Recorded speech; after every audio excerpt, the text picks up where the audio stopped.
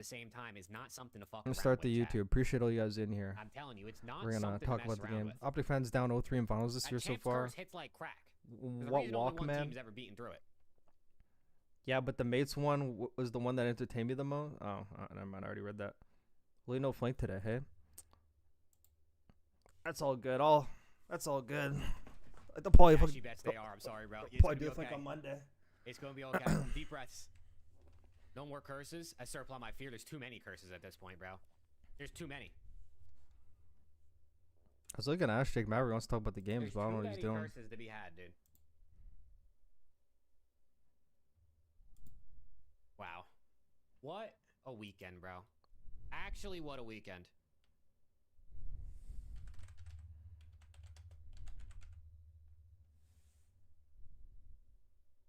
Look at those guys, man.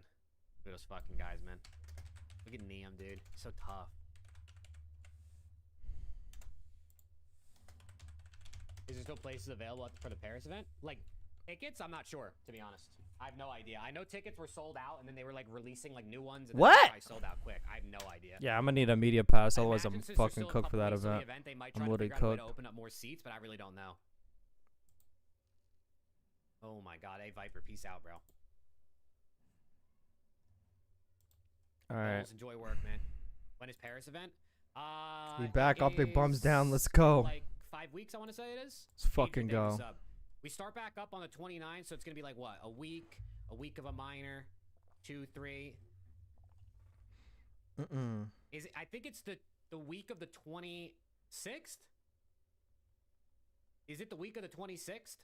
Right? Because 1, 2, 3, 4. Yeah, the 25th through the 28th. I think it is.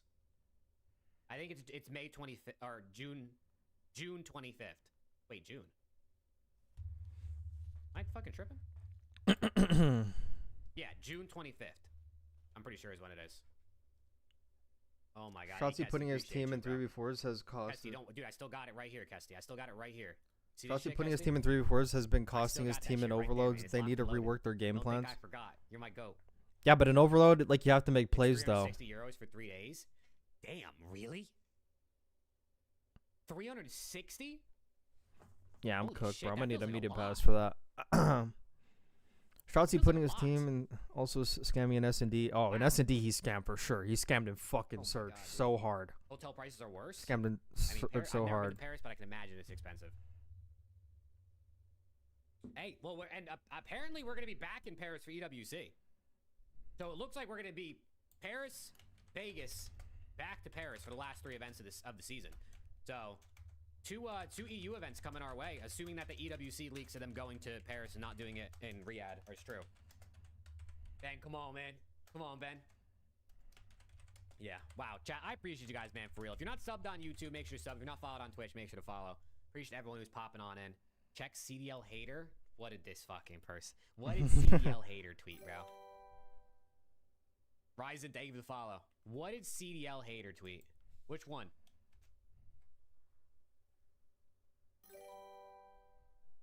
Hey, where are you, Burrito? I know you're in here. Where are you, Burrito? I know you're in here. Line, thank Holy you for the follow shit. as well. Appreciate you. Thank you so much for the YouTube sub. I think that was a YouTube sub. Technically Appreciate sweat you. pig. Thank you for the follow. Post Burrito Talk show. Talking Champ Sunday.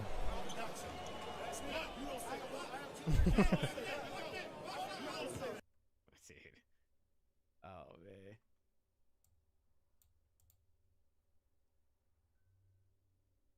Burke. Yeah. Rough final. Rough final. Oh my god, Steezy, appreciate you, bro. Holy shit. Wow. Well, Chad, I'm gonna... I don't know. Go eat, maybe take a power nap. And get back fucking to it, dude. Let me get that off the screen. I don't want to be a hater. I ain't a hater like that, you know what I'm saying? Well, let me say, let's talk I about the love all games. players, man. I love Let all me the see the teams. Skybook Yes, talks LA about the team fans games. First, but I love COD. Ryan, thank you for the sub. Let me see if he Oh wants to my talk about the God. games or no. I gotta go eat, chat, and then I have 5 hours of casting for 1v1 me tonight. Oh, he's doing At least 1v1 I'm mate. going Oh, into it okay. happy and not sad. Oh yeah, I'm gonna go fuck myself. All right. I'm gonna talk about the games. Let's talk about the games, man. Man, I'm back to the rank and we're doing dumb shit, bro. You're so I get funny. a pistol. I get a pistol kill, and he's not even watching the side where he's been watching. What you doing?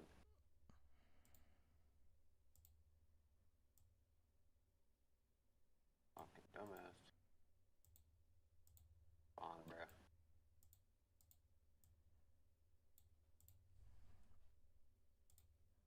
On. Alright, I'm gonna mute that out. And I'm gonna fucking. I'm gonna talk about the games, and then, yeah, I don't know. Then we'll probably do like post analysis tomorrow or some shit. I don't know. Today? I don't know. I mean, we just watched a lot of COD. I don't think anyone wants to watch more COD today. I think everyone just wants to like yap, and then we'll like watch COD tomorrow again, or like fucking some on stream. That's when you go through everything. But yeah, I'm gonna go through the games. I'm just gonna pull up some tabs here. Pull up some tabs. Everyone's tweeting right now. I need to like. Who's faced with a. Yeah, it's just funny. Scrap continues a streak of winning a major championship in every season of his career.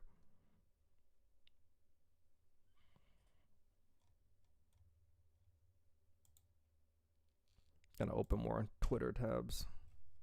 Does this mean LAT is back in your eyes? Yeah.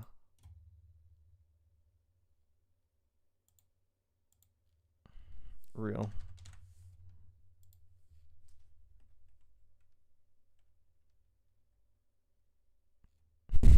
The Silver Surfers, bro. I actually might have to save that.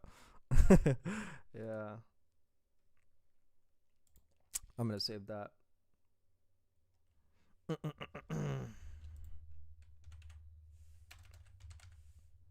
Let's talk about the games, man. Let's yap, man. Let's fucking yap.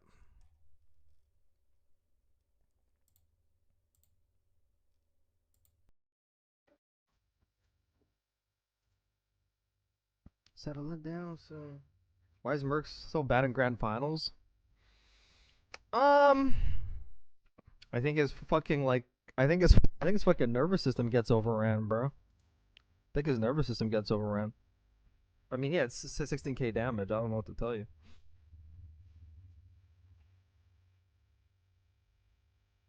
Yeah, yeah, like that.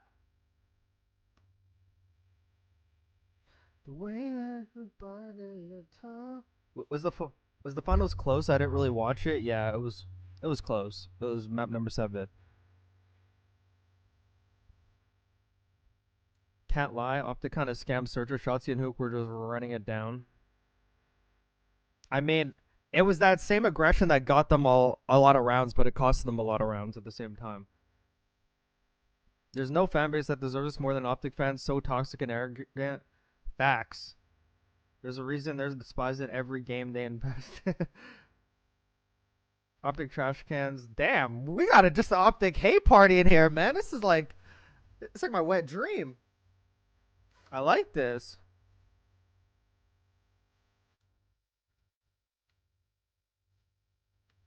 Dashi and Saucy are the only ones who have like a one. Yeah, it's because they're experienced, bro. It's literally just experience. Merc's not playing bad though. He's not playing bad.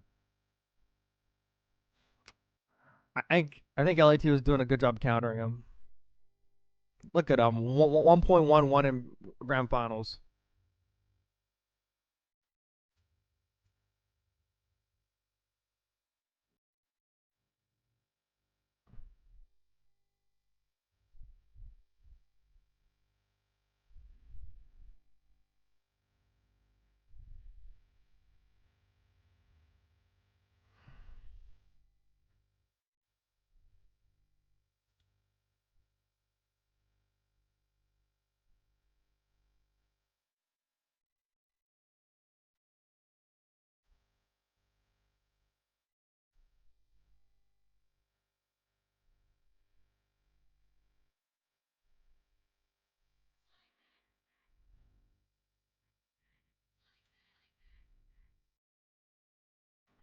That's what I was thinking. I was thinking the same shit. I was thinking the same shit. Bro's so bad, bro. Bro's actually low key mad. I don't know. Yeah, they just win without you. Yeah.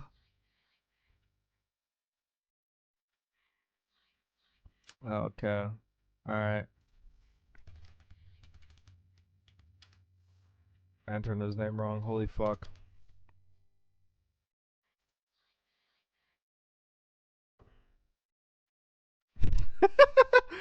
uh,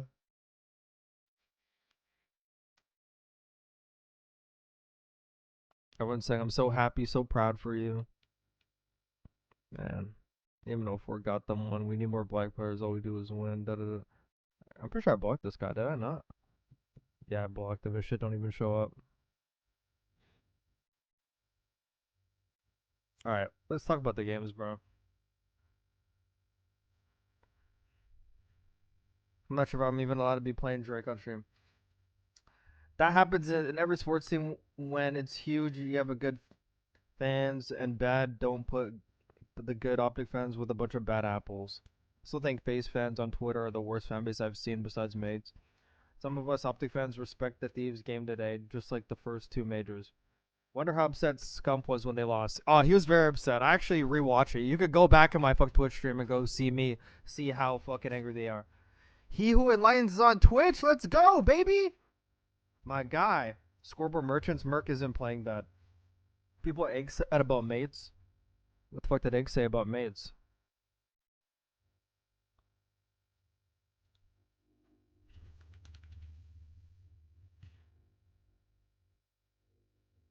I don't even know what he said about it.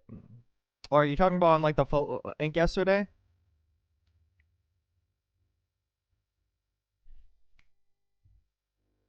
Yeah.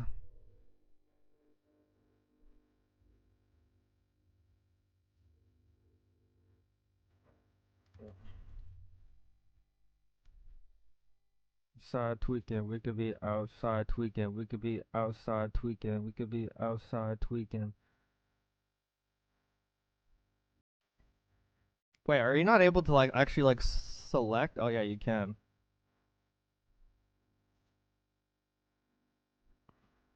Damn, you actually didn't really have that great of an event. I'm gonna pull this up for like the top 4 teams, so we can see insight even more.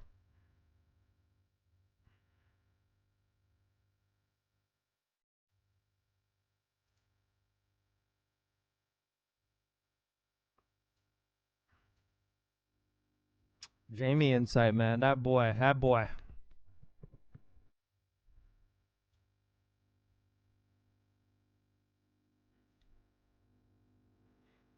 I'll go through the series and after I'll talk about the teams. Probably that's probably what I'll do.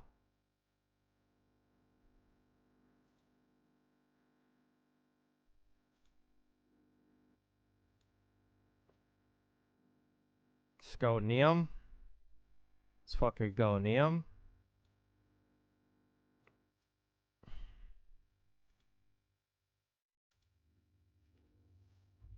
Hugh and Lions, we got all the emojis. Let's go, man. OpTic lost, man. I should fucking gift another Twitch sub, man. I should gift another Twitch sub, man. OpTic lost, man. Okay, I'm actually about to gift some on YouTube as well, man. I'm actually about to gift them all, man. OpTic fucking lost, man. Like, who cares, man? Wait, fix the cam? Oh, it's fucked up. What the hell? I don't even know why my fucking cam's doing that. My cam tweaking? What the hell is my cam doing? Okay, hold on.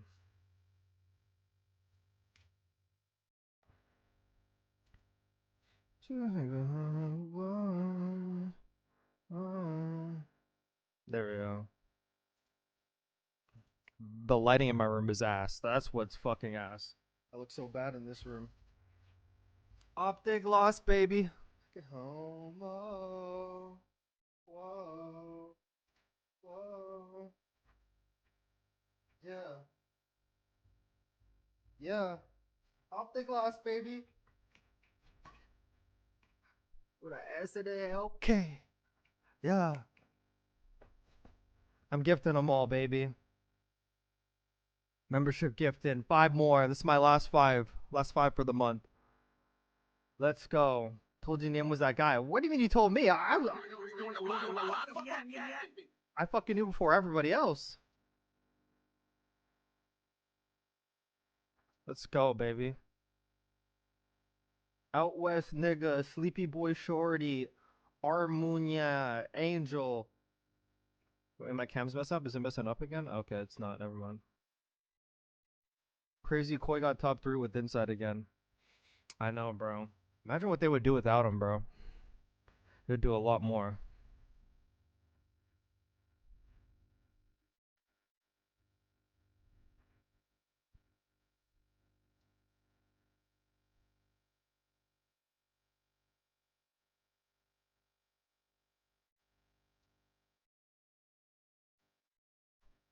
Alright, I'm gonna pee and I'm gonna talking.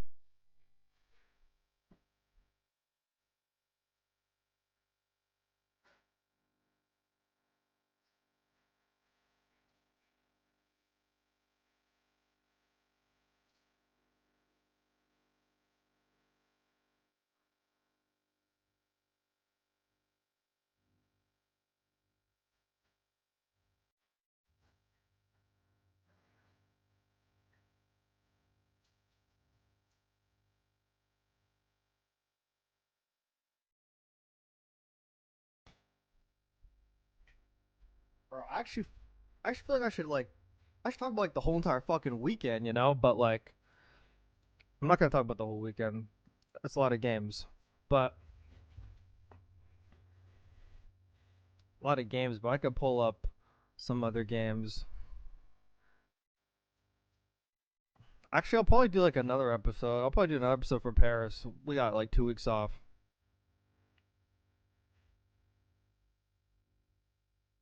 I should pull up the Paris game too. Yeah.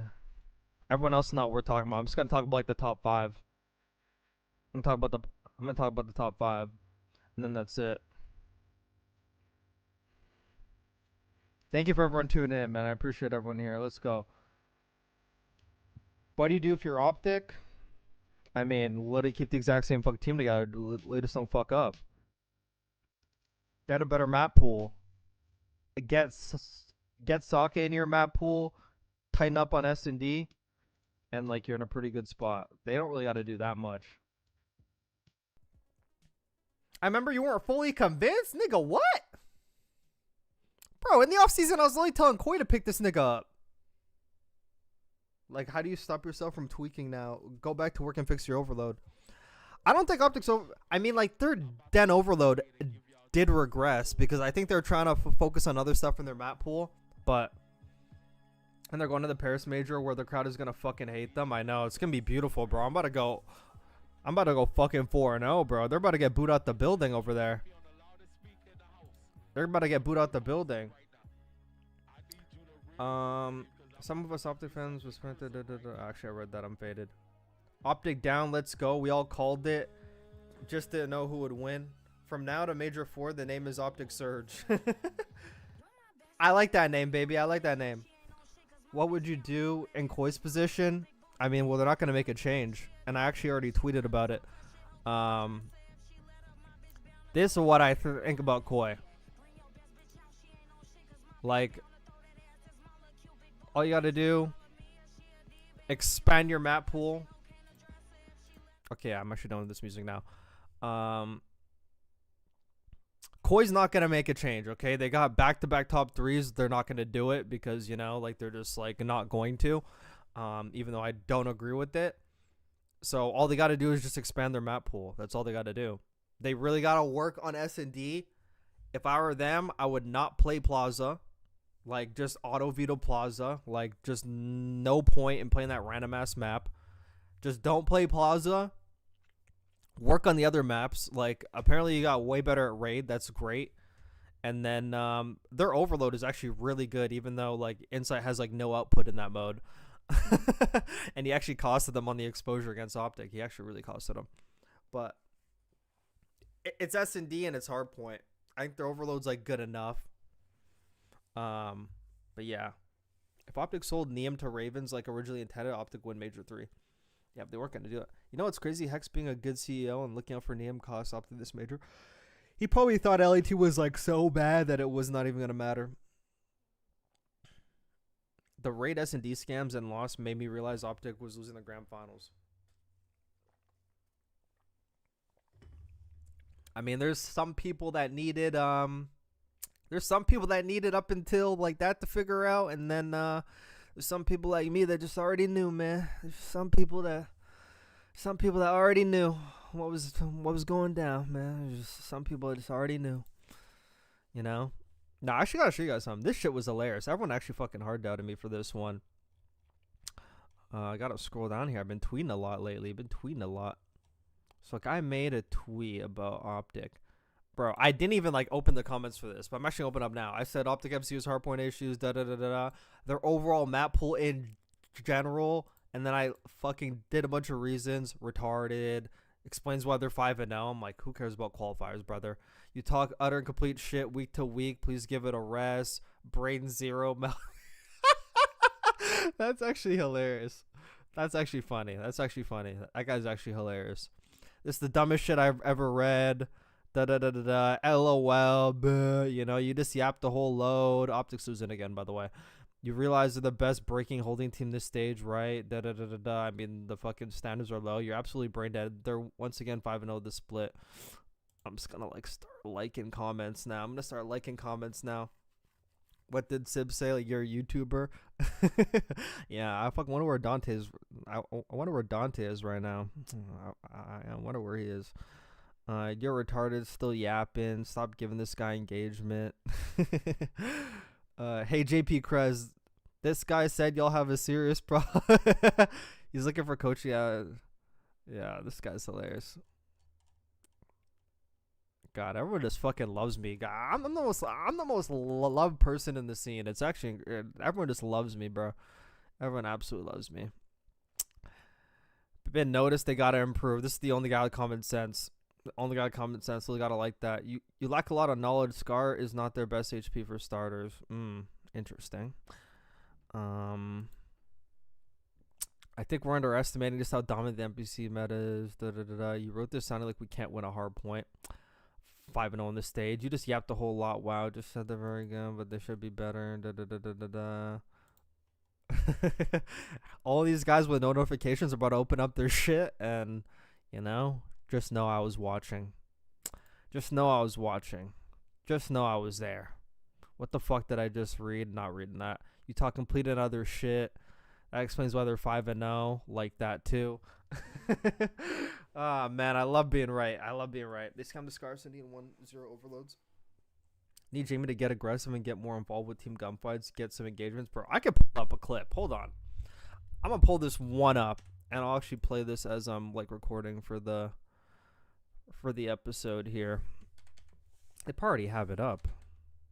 OpTic versus Koi. I mean, they got a lot of OpTic Koi games. This is the winners final. This is against OpTic, right? Yeah, exposure.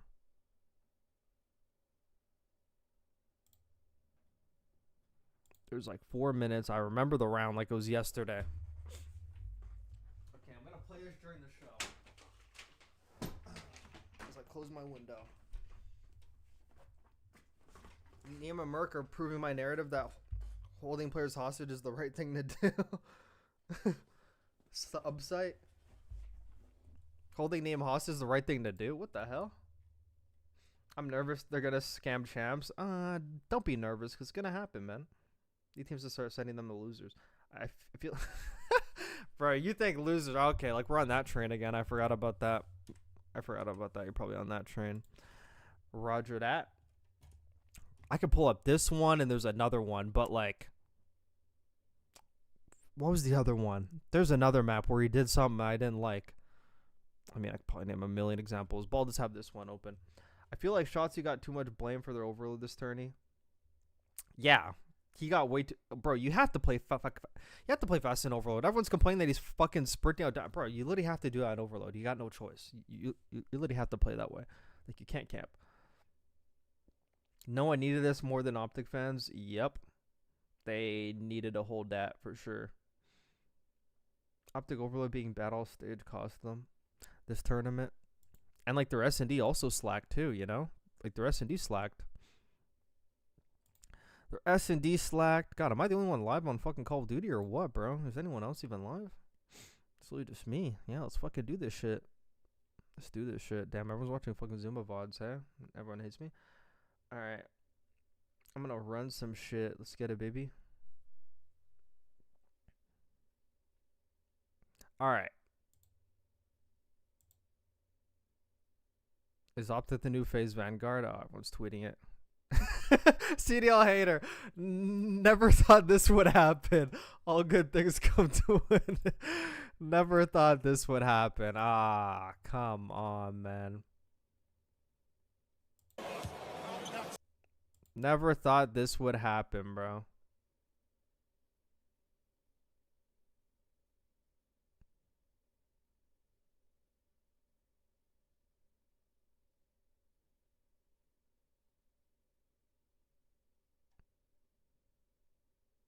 Aw, his mom was there. Fuck, Liam's mom was there. Let's go, man. That's fucking awesome, man. That's so awesome. Wait, oh my god, guys. Who's that OpTic fan? Who's that OpTic fan that's fucking friends with Jake Maverick? Like, do you guys fucking know his name? Who's that OpTic fan that's fucking friends with Jake Maverick? Does anyone know his name? I need his fucking name. I need his name. Who's that one OpTic fan? Who's that one guy? Oh, man. Who's the guy that's fucking friends with Jake Maverick? I gotta go on Jake Maverick's page. I gotta send that guy a tweet. Hold on. I think he's on around the oh, fucking Caesar season. I'm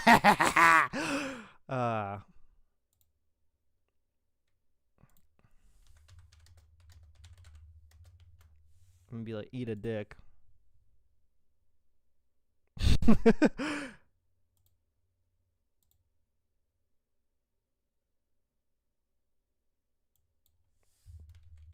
No, I remember.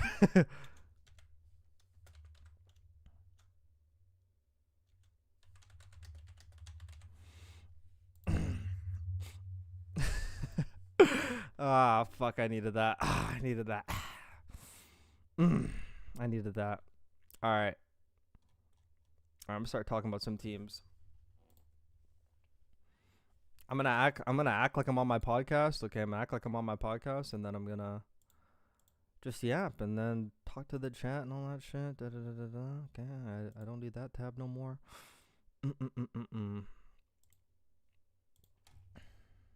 OpTic burner. Damn, thanks for everyone in here on Twitch and YouTube. Fuck Caesar season. Fucking Enlighten's already knew who I was talking about. He fucking knew it. Enlighten's already knew.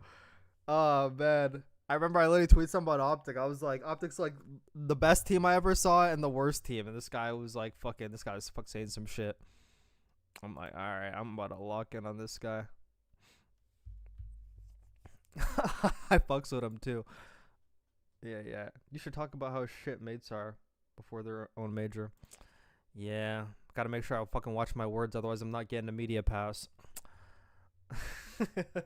Not getting a media pass, man.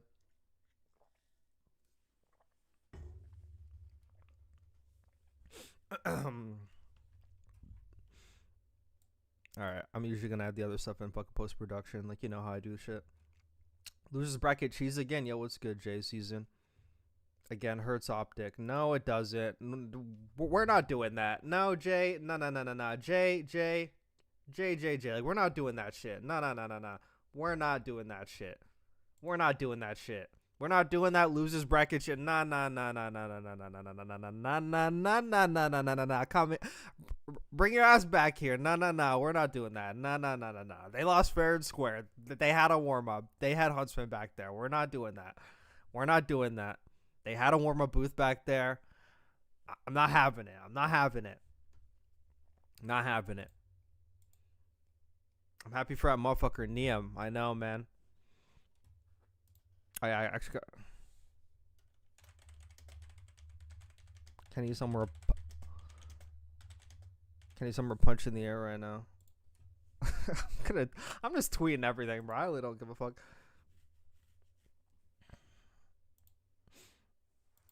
All right, just hold that all. OpTic suck.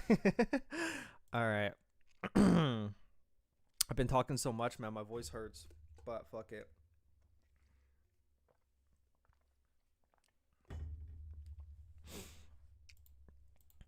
All right, guys, welcome back to another episode of the Borito Talk podcast. I am your host, Borito, the #1 CDL ESPN analyst / content creator in the world. And I'm here on a championship Sunday, live on stream. I'm going to talk about Saturday and Friday another day. So we're just doing Champ Sunday. We're talking about the top 5. We're talking about the big boys here on stream. This will be live on Spotify, Apple Podcasts, on YouTube after the fact. You already know the vibes. But we're going to talk about the top 5 teams. And, chat's going to give their opinions as we're going along here. I already know fucking Shafal punch in the air. I know Arcticoa. Haven't seen Arcticoa anywhere. I already know he was tweeting me. I already know he was in the YouTube chat the other day. He was like, OpTic's going to win tomorrow. Don't see any of these frauds anywhere. Don't see any of the OpTic fans. They're all pretty much hiding. I mean, typical OpTic stuff. But we're going to talk about the games, and I'm going to just leave this one match from Saturday in because we're talking about the top 5. Paris is in the top 5. Whether we like it or not, they're in there.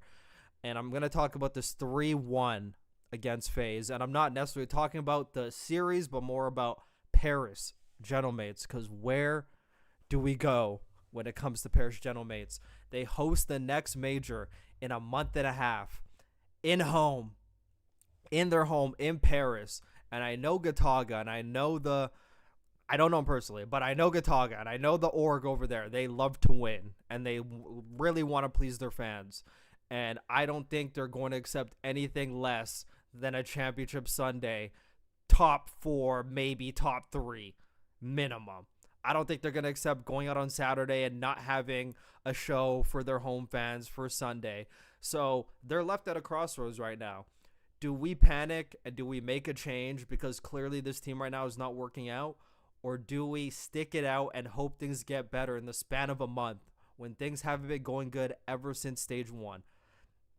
It all started ever since that Cloud9 loss. That Cloud9 loss that they had in the stage 2 qualifiers changed everything for them. Ever since then, it was downhill.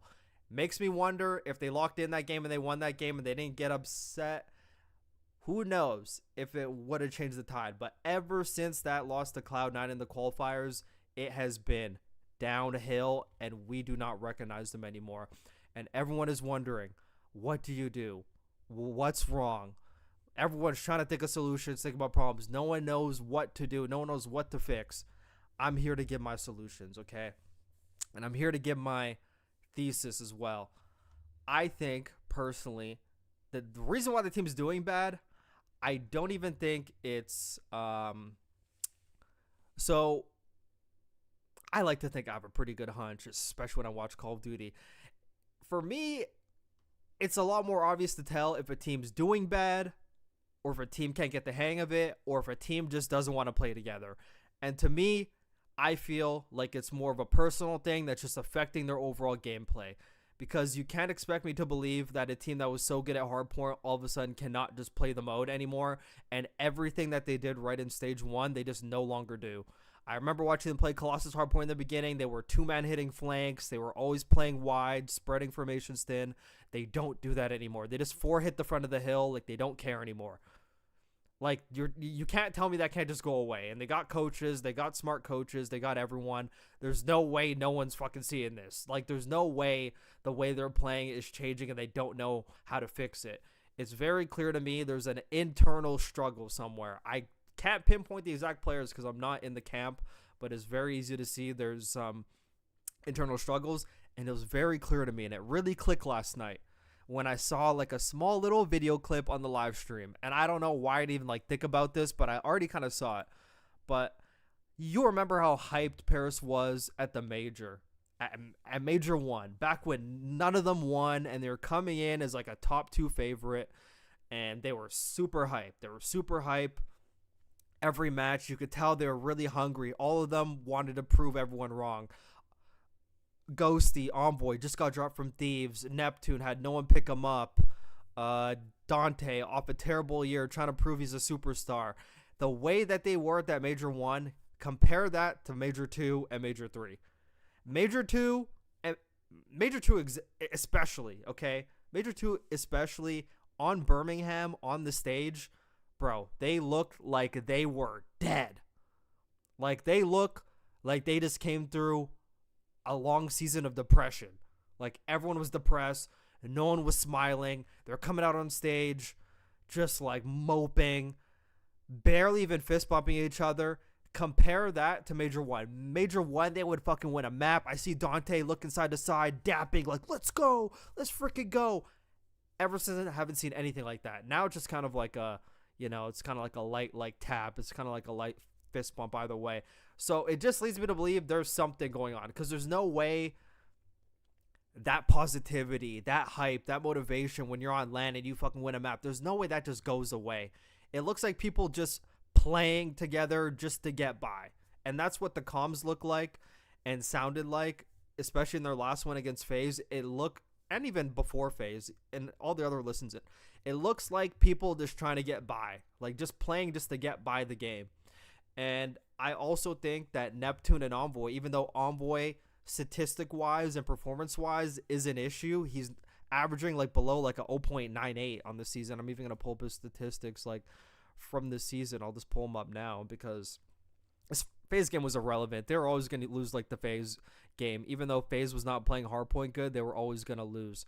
So far this season, Envoy's a 0.90, an 0.90 SMG. You're top on a top team. A top SMG is a 0.90. That's a problem.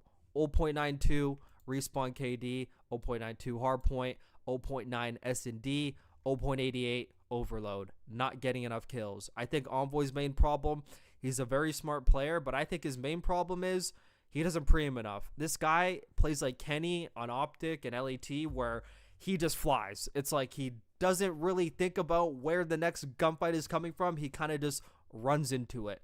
And it costs him a lot of deaths. And him just slowing down a little bit, not necessarily slowing down pace, but being able to anticipate where the next gunfight will come from would aid a lot. And he ego chows a lot. I watched him ego chow AR like the other day on Scar Hardpointer Overload. He was top green and the guy was top blue. He has an NPC. He's got an M15.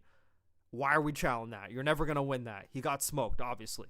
But like, he just needs to slow the game down. Like, they're already pretty fast, and it's very easy to see when Paris plays, especially in hardpoint, their philosophy is centered around trades, and everybody trades everybody's kills all the time. You see, whenever a guy's one shot, somebody is flying at that guy. That's why like Dante, for example, has such high damage, because he's an interactive AR. He's always in the mix, but he also needs to pick up also. I think the two problems here are Dante and Envoy, but Envoy, it's so funny because I think performance-wise Envoy's a problem, but I think mental-wise and personality behind the scenes, I think he's not a problem. I think behind the scenes it's probably more ghosty Dante, if I had to take a guess without knowing anything. But in game, especially in the listen-ins, it looks like Neptune and Envoy are the ones trying their ass off. Like Neptune and Envoy, every single listen-in, they look like they're trying. Nobody else looks like they're trying, or no one else sounds like they're trying. It's like that every single time. Odown and Ghosty, too checky. Even better, my boys live. I'll be here. Yo, what's good, Carriel? Thank you. I hope mates turn it around. They're fun to watch when they're good. They got slammed by Boston in hardpoint. I think mates are done. That loss to C9 changed their whole season. So, I don't know about you, but losing to Boston in that many hard points should be, God, I forgot what that gets called. It should be a state of emergency. Like, that should be an Amber Alert to everyone's phone. Like, losing to Boston in that fashion in those hard points should be not happening. And I'm pretty high-ish on Boston without Purge. I'm high on the trio, but Boston in general, not really high on them. But as for Dante, I mean, like, you saw it. Like, even in the fringe, on the brink of elimination against Miami, he's popping up. Like, he definitely has the skill. I think with him, it's more of a mentality thing, personality thing. I think there's a lot of complacency that they won one event and didn't know how to act. They won one event, didn't know how to act. Crazy out here. They won one event, didn't know how to act anymore. We need to lock in. We need to lock in. Do I think they should make a change?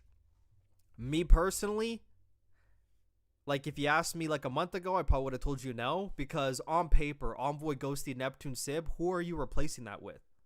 Like, if you really look at it on a paper perspective. But I think, honestly, they should make a change. They really should make a change. And they need, and it's so funny because I think Envoy's not a problem behind the scenes, but performance-wise, I think they could really use a boost having a SMG who's really contributing more in the objective, even though he's second objective to Ghosty. But I feel they need an SMG with higher objective and just more consistent in that department, especially. But like, I don't really like Dante. I'm just so confused. I don't really like Dante having a free roam because anyone who has the lowest OBJ on the team, so like Neptune is just fine, but having a 55 OBJ per 10 is really low for you guys. Like, just to point out to you guys, just to preface, it's really low. A 5.5 OBJ per 10 is extremely low. If you have a low OBJ per 10, not to KD watch, but especially if you're an AR, you need to be averaging above a 1.0. It makes a big difference. It really does. We could talk about how he has like the most damage all the time. He's a damage dealer. He puts down the damage. And just that alone is very hard to replace. It's hard to find an AR who could output that interaction and not get shit on. You see Mamba trying it right now and it's not working out. It's very hard to have an AR who actually could output like that. But I think if I had to make the choice of who I'd drop, I'm keeping Ghosty. I'm keeping Neptune, even though I think Ghosty is slightly a problem. I think he's slightly a problem personality-wise, but it would have to be Envoy, unfortunately. It would just have to be Envoy. If it was me, okay? If I was the person in charge, I would drop Envoy and Dante, or at least fucking bench him. Like, not drop him, but I would bench him if it was up to me. I know it sounds crazy, but I think Ghosty and Neptune are just fine. But it's just like Dante, man. I just like don't know. But if I had to make one, if they told me I only had to make one, I would drop Envoy. Unfortunately, I didn't want to drop him because he's obviously, I think he's very important to the team. Me personally, I think Envoy is very important to the team. Envoy is extremely important to the team. But when you're just not putting up the numbers, especially as an SMG, if you're averaging a 0.9 as an SMG, like you're actually, I mean, it's more acceptable and if you're an AR, because AR is pre-om a lot more, but if you're averaging 0.9 as an SMG and your OBJ per 10's not high, I mean, I don't know what to tell you. Like, if you take a look at everything, freaking Ghosty is number one objective in everything. Envoy just now started fucking taking, like, the bomb more. Fucking after I tweeted it, probably. But look, and take a look at his hardpoint engagements. He has the highest engagements per 10, but he's at 0.92. That means he's seeing the most activity, but he keeps dying, and he's not getting enough kills in his interaction. So if he actually just gets more kills, pre-aims more, and doesn't die that much, they're actually in a way better position. Mates are chalk, bro. They suck. Sib has a terrible loser mindset, and their teamwork over the past 2 months is MIA. Those cats have lost like 16 of the last 22 matches. Sib plays OBJ like he's scrap, just minus the hella kills. Well, I'm pretty sure you're being sarcastic in the last part, but Dante is not objective at all, and I think that's a detriment, honestly. He has 109 snipes.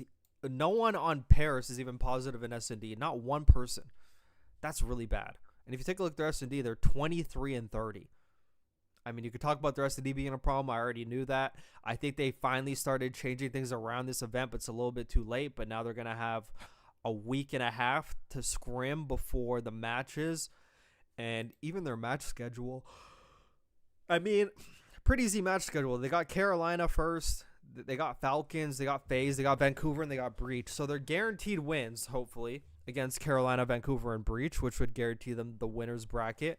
But then they got Falcons in Vegas, which could be a little bit shaky. Who knows? But they definitely need to do a little bit better in those games. But if I'm the org, okay, because like the org's at a crossroads, they really need to make sure that they have a good Major 4. And it's not just Major 4, but even if we're taking it a lot further, but a lot further is a lot farther away. But EWC is now going to be in Paris. It's not going to be in Riyadh. EWC is now in Paris. That's August.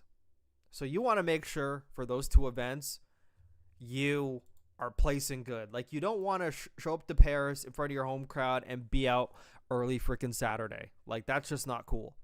Like, you want to make sure you actually make the championship Sunday and you're competing and having the crowd behind you and it be a successful event. It's going to be like literally like the biggest event ever.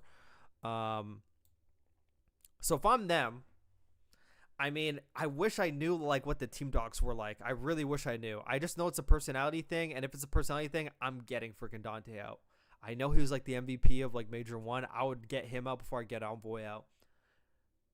I'm actually changing my mind. I would drop Dante before I drop Envoy. Dante's role is really hard to replace because he's the sniper. He puts down a lot of damage. He's a very interactive AR, but if you're not on the hill, you better be getting kills. And I said that before about Dante. The damage could only get you so far. You need to be able to finish your damn kills. You're an AR. You need to finish your kills. You can't just pepper the whole time. You need to be able to finish your kills. And he's not finishing his kills. And when you have less objective responsibility, I expect higher kills, higher KD, because you have less responsibility. You're not getting baited on the hill. You're expected to do more on rotations and watching over people. Your KD should just naturally be higher. And if it's not, it means that there's a lot of situations that you're losing on the map. And his S&D has never been great. He's just a good sniper. He's a phenomenal sniper. But his S&D in general, just S&D knowledge is not great. But there's not really any ARs off the top of my head to replace him with. That's the problem. His loser mentality isn't going to change. I'm going to be honest. It's chalk. It's litty fuck wasted potential. I mean, that's actually a good point. I'm actually not going to lie. That's actually a great point. It's actually like a great point. It's actually a great point. But as for Paris, I mean, I could talk about Paris all day. I've been talking about 17 minutes now. 17 minutes of talking about these guys. S&D. I already talked about this in a freaking YouTube short, but I fucking haven't uploaded it yet. Their S&D. I tweeted this, and they just started doing it, which means they had to fucking see my tweet. It's not a coincidence, I don't think. Ghosty, I know he's like the number one OBJ, and he loves to do everything. Like, I remember seeing a lot of interviews. He loves just helping the team win. But Ghosty should not be your number one bomb planner. Ghosty is the main AR of the team. The main AR should not be the main bomb planner in S&D. That is ass backwards. That's ass backwards. It cannot be. It has to either be Envoy or it has to be Neptune. The only time it should ever be Ghosty is if you have a strat every once in a while where the SMGs are hitting a rush route and you need someone behind them to just take the bomb. That's the only time. But on a default round, Ghosty should never be taking the bomb. Ghosty also is the main AR. I mean, I know there's a lot of main ARs that have like the highest goals per 10, but why is Ghosty double the goals per 10 than everyone else? That should not be the case, in my opinion. I don't mind a hardpoint him being the highest OBJ per 10 because, you know, ARs hard soak the hills. The SMGs are pushing out cuts. But their S&D, Dante should not be on the island anymore. I saw them kind of change it on the fringe. It looked great. Dante should not be on the island. Ghosty should be on the island. Dante should be using his talent, which he did against Miami, which means they fucking listened. Dante should be using his talent to be on the front lines with Envoy, Neptune, and S&D. That's how you're going to get the best out of their S&D. It should be Dante, Ghosty, and Neptune all together, or it should be any variation of the three, but Dante needs to be in there. Dante needs to be in that three variation. Dante should never be the island in S&D, ever.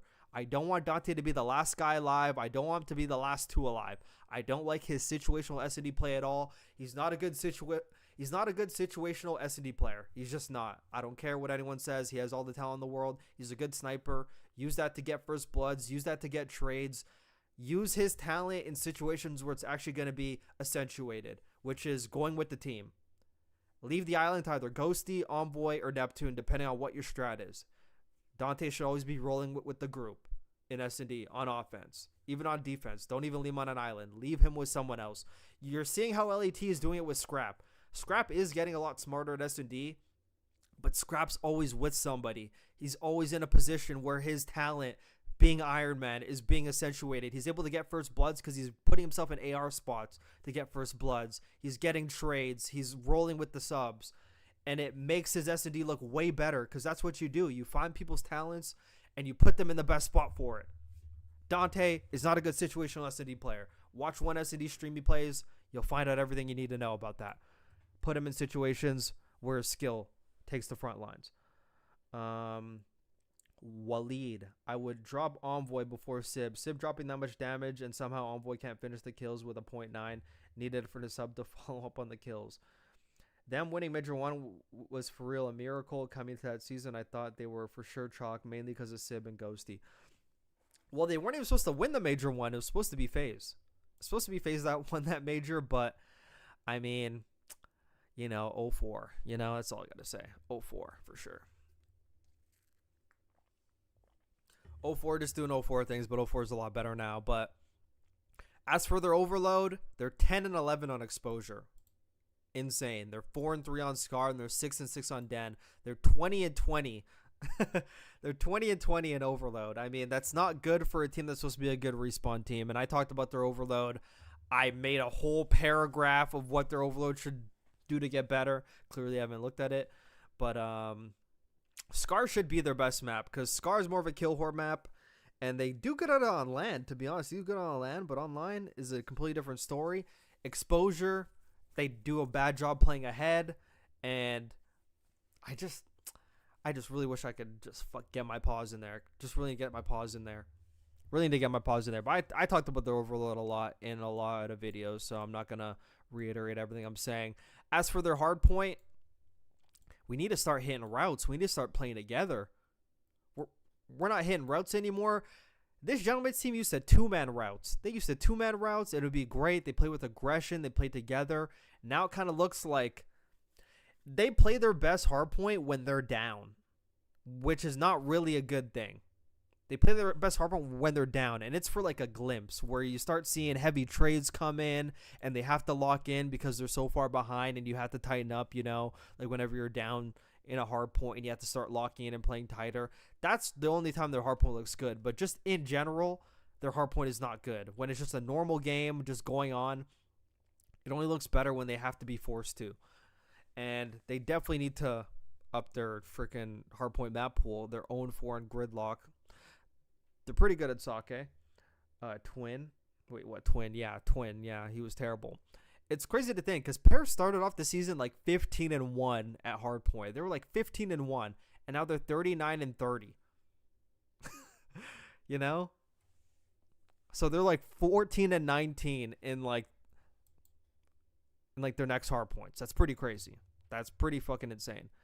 And yeah, I could talk about Paris all day, but whether or not, because I keep trying to answer this question, I keep drifting off, whether or not their org thinks they should make a change, I think they should, because if things are changing in 2 months, I mean, I know you could use like LAT Vanguard when things were going bad and they finally figured it out, but man, it's like the LAT Vanguard team actually had the personalities to figure it out. They had Envoy, Kenny, Octane. Those are like grown-ass men that can figure it the fuck out. Half this team is not fucking grown-ass men yet. Half this team's not grown-ass men.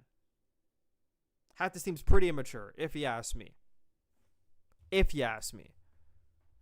So, I would make a change, but I don't think they're going to make a change, because I know that Major 1 win is what is actually making them hold on to things. That Major 1 win may be the worst thing that could ever happen to them, I'm not going to lie, because they're going to be like, oh, if we won Major 1, then we could definitely do it again. We actually have the potential.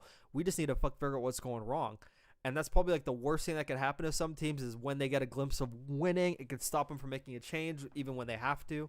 So I don't think they're going to make a change, but I think they should. And not to use recency bias, but freaking Ethan's playing pretty good. Oh my God. Sorry, that's bad audio.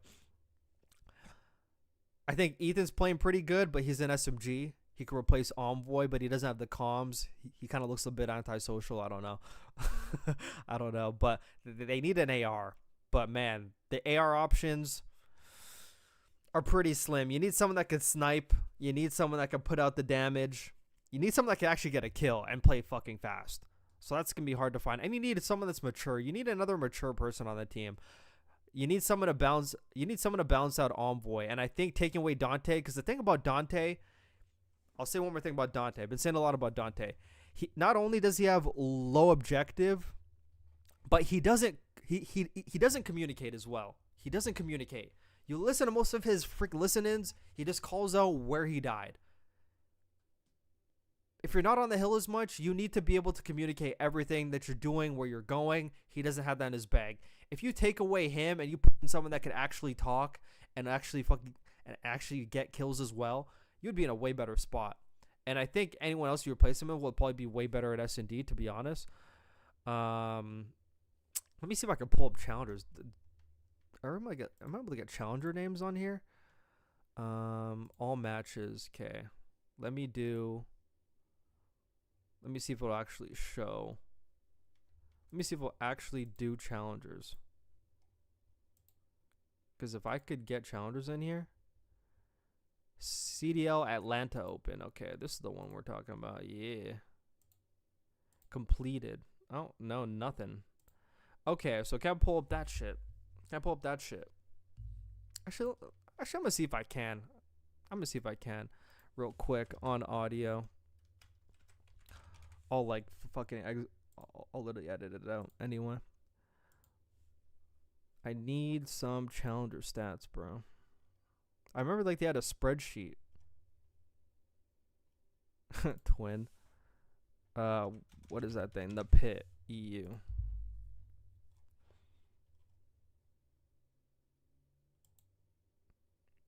Top 8, top 12, DiamondCon, Mac, Yuli. Ooh. I don't really like half these ARs, man. I'm not gonna lie. Bro, you think we should bring Swooty in for vibes? Or like, what? Should we bring in Swooty for vibes? I don't trust half these ARs, and that's why they're probably not gonna make a change. I can't really trust half these ARs. Can't trust half these subs, can't trust half these ARs, so, I mean, Paris probably just not going to make a change, to be honest. But I'm going to move on because I've been talking about them for half an hour. Going to talk about FaZe going down to LA Thieves 3-1 on Championship Sunday. LAT finally gets over the hump. They take care of FaZe, 250 to 245, gridlock, hardpoint, 6-4, LAT, Dan S&D, 5-4, FaZe, Dan Overload, great comeback out of them, by the way. And then a 250 to 164 smoke show from LA Thieves on Den Hardpoint. So I remember Scrap in the post-game interview. He talked about how FaZe doesn't really have a good map pool right now, and they kind of veto on what they're doing bad on right now. And, you know, I actually agree. I don't know how a lot of people didn't really agree with what he said. I thought that was the complete truth. I've watched them in all these series they played ban maps according to what they're playing bad on. And, you know, they were doing bad on Sake, but I already knew they were kind of bad at Sake, to be honest. They were pretty bad on it, but they banned it. And then they actually like playing Scar, but then they banned it against LAT. Don't know why. They've been scrimming Scar Overload all major qualifiers long just to ban it, but they still won the Overload anyway. But my issue with FaZe, okay? My issue with FaZe is the same issue that it's always been. So this is going to be a pretty quick conversation about FaZe, okay? Pretty quick. I don't mind their S&D and their Overload. Their S&D and their Overload is good enough for me. I think their S&D and Overload is good enough to beat any top team. They're good enough at Overload to beat any top team. They're good enough at S&D to beat any top team. For me, it always comes down to the hard point. When this FaZe team wins, it's because the hard point's good. You look at their series against OpTic that they won. They won 2 hard points, I believe. I believe they did. They smoked them at hardpoint. Let me go confirm that right now. I'm pretty sure they did. But they did win the first one. I know they won the first one. It was a 4-1. It was pretty quick. Yeah, so they actually did win both hardpoints. Like, they beat them Colossus 250 to 184 and 250 to 207 exposure. When this FaZe team is really good, all comes down to the hardpoints. The hardpoints are the reason why they lose. Even under Atlanta FaZe, hardpoints are the reason why they lose. They're always going to be good enough at S&D in the third game mode. They're always going to be good enough at that. It always comes down to the hardpoint for me. And the hardpoint's been the main thing I've always complained about from them over the years. And it's just like the fact that they could go from being good at it to being so bad at it all of a sudden and just forget everything that made them good at it. And the hardpoint maps don't change. Nothing changes about hardpoint. The only thing that changes is them. And for some reason, that's a good question. I'll actually answer that, Waleed. Why did you pick FaZe to win the major? Because I'm going to tell you why. Because on the bracket I had them on, they were facing Thieves, and I think they faced Miami. I think they faced Miami, and it was Miami on LAN. And I feel like the competition is so low for them. The competition is so low in the league. Like, the competition is so low that I felt like just based off of how good their S&D and their overload is, they would be good enough to take a hard point off of the teams that are below them. And they could pretty much dominate the rest of the series against lower teams just off of skill and just based off of where everyone else is. Everyone else is, like, pretty average at this game. If you take away, like, the top 4, which is FaZe, OpTic, LAT, and Koi, I guess. Now we're just throwing them in the top 4. Everyone else is pretty mid. And you just have to be a certain level of good to beat them. You don't got to beat your best to beat them. Like, it's actually, like, that bad. But I thought they'd be good enough to beat them. And I had them facing LAT in a best of 5. And I think they beat LAT in the best of 5. And they ran down them and loser and just lose to them again because they faced them twice. And it was just like a momentum thing. Because LAT was already coming off momentum of multiple matches in losers, and FaZe was coming down after. Actually, FaZe beat Paris. Actually, they lost and then they beat Paris, but they faced them like a second time. But it's always been hardpoint. It's the fact that whenever they play hardpoint, they can just forget how to rotate, or whenever they rotate. I mean, I've said this before and I'll say it again. I say the same thing over and over again. Their rotational play is some of the worst. Okay, it could either be some of the worst or it could be some of the best. Most of the time, it's some of the worst all the time. Their rotational play is absolutely horrid. They could rotate to a hill first, and then a guy slips through, or like they lose trades, or something happens, okay? Or they just don't rotate, and the other team gets there first. Multiple times on this gridlock hard point that they lost. Even on Den. On Den, they rotated a P2 3 times in a row. They got to P2 3 times in a row first. The first 2 times they were there like half a minute early, and they were set up half an hour early, and they got broke on the first attempt. The third time they were there, but there was like a small window of opportunity, but they were still there. 3 times on P3 Den, they were there first, and they lost all 3. That's a problem. It's one thing if you lose 1. Twice, it's kind of bad because you didn't lose from the first time. But 3 in a row is an alarm. That's a red flag. And on gridlock, they would lose a P2. They would go to P3. All of a sudden, they get broke on P3. How is that happening? Or they have rotation to P4, but they're still fighting for old. Like, they love fucking fighting for old. This FaZe team, it's like, whenever they're doing bad, they resort to, like, the bad habits. Almost like how AG does. Almost like MC does. Almost like how sometimes LAT does. When you're doing bad, you start to resort to all your bad habits. And whenever they're doing bad, they start hitting scrap time with 10 seconds left, and they don't rotate. And they lose rotation. That's the type of stuff you can't even teach. You just can't teach that type of stuff. I had FaZe losing to Miami if they made it, but lost to mates. I mean, I had them beating Miami just because it's on LAN, and Miami plays a completely different game on LAN, but they didn't get a chance to face Miami because they came second in their group. They lost to freaking Falcons 3-0. Did not see that coming. God, my voice is about to freaking break. I am just yapping. Screaming all day. Yapping all day. But, I'm going to make this go. But, yeah, as for FaZe, it just comes down to hard point. I think the rest of their overload's fine. It's really just a hard point thing. They need to find a way to make their hard point more consistent.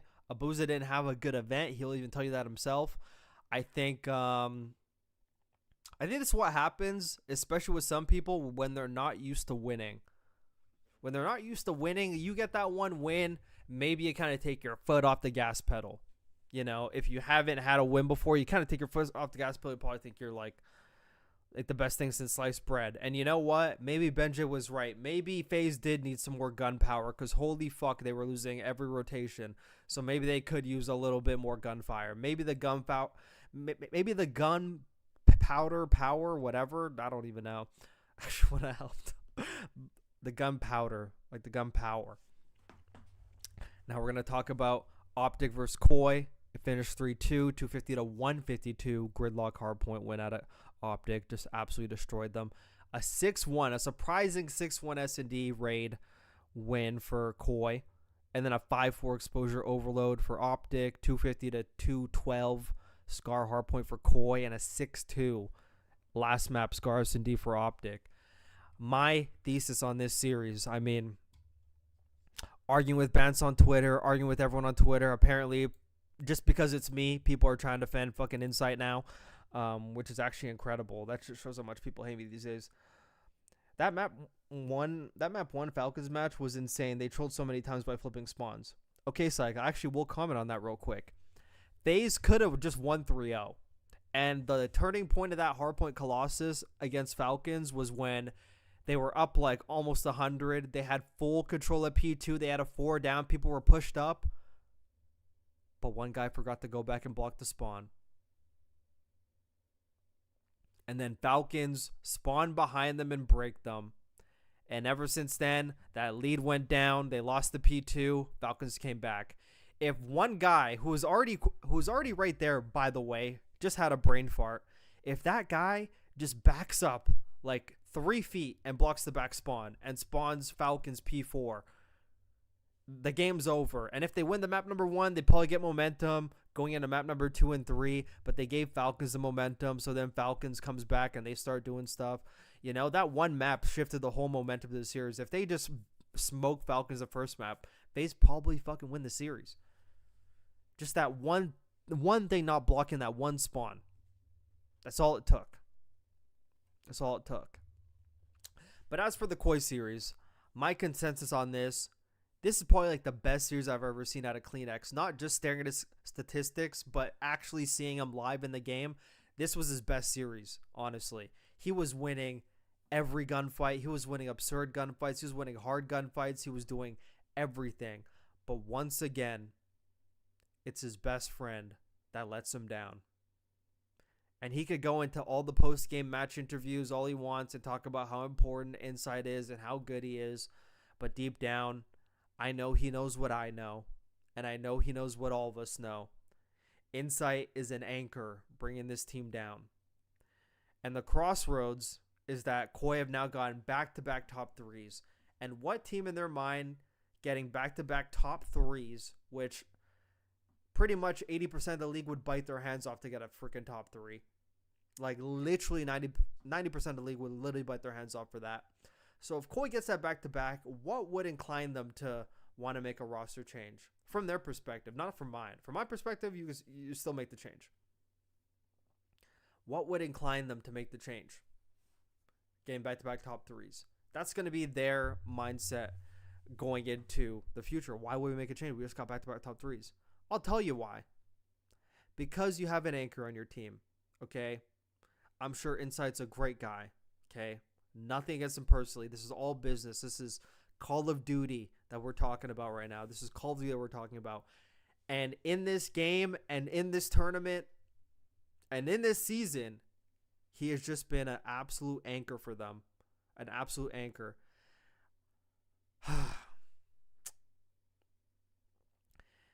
You know, where do I even begin? You know, where do I even begin? There are roles in Call of Duty, okay? Everyone likes to talk about how there's no roles in Call of Duty.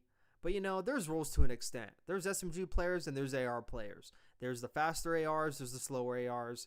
Not saying that's all defined because there's teams like OpTic that show that everyone could be playing at the same pace, which is great. But there's a lot of teams in the CDL. We could talk about G2 and Skies. I'm talking about Koi. There's some teams where their main AR, we talk about Fire as well. Fucking Fire 40. Same thing. There's some teams where their main AR legit feels like he has to play like a main AR and not speed up and not do anything that's outside the realm of pre-aiming and playing slow. And Insight is in that category. Okay? Insight is in that category. And granted, they lost the exposure anyway and they were down. And I could pull up a clip from the Scar and the S&D. Like, this might be. Okay, first of all, in Game 5s lately, he has not performed. And even in S&D in general, I mean, I don't even know what he's doing. Like, his interactions are pretty low and pretty much everything. He had one good map number 4. I think that was enough to save him for the whole season because he finally had a good map. But he's just an anchor bringing down the team. And I'm going to bring up this play from the exposure. Okay, you can find many plays like this, but this is just the one I picked because I didn't want to spend a lot of time going to search for this. But I'm going to bring up this one play. I'm even going to enlarge the mini map. Sorry for those of you who are going to listen to this on audio. I'll try to paint the picture right now. I actually don't have the mini map thing. Actually, I'm going to just switch scenes here. I'm going to switch scenes, okay? I'm going to switch scenes. I know I'm frozen on this one, okay? I know I'm frozen, but I'm going to do this. So, it's exposure overload, okay? It's exposure overload. I'm going to paint the picture for those of you on audio. It's exposure overload. Insight is pushed up on the P5 side. He's on the P5 corner, okay? Picture that, where P5 is on exposure. Down low. He's pushed up on the corner closest to ringside. Like he's pushed up on the side that's closer to ringside. In the corner down there without going around the corner towards the overload point. He's in the corner in the P5 area. His team is back spawn. OpTic has the EMP across the map at B. Okay, going solar panel side. And I'm going to mute this as I play this through. So OpTic gets this cap. And the EMP spawns P2 side. Insight is still over in the corner, P5 side. He calls in a streak. There's two guys in OpTic at the tank. He's going to get Dashy.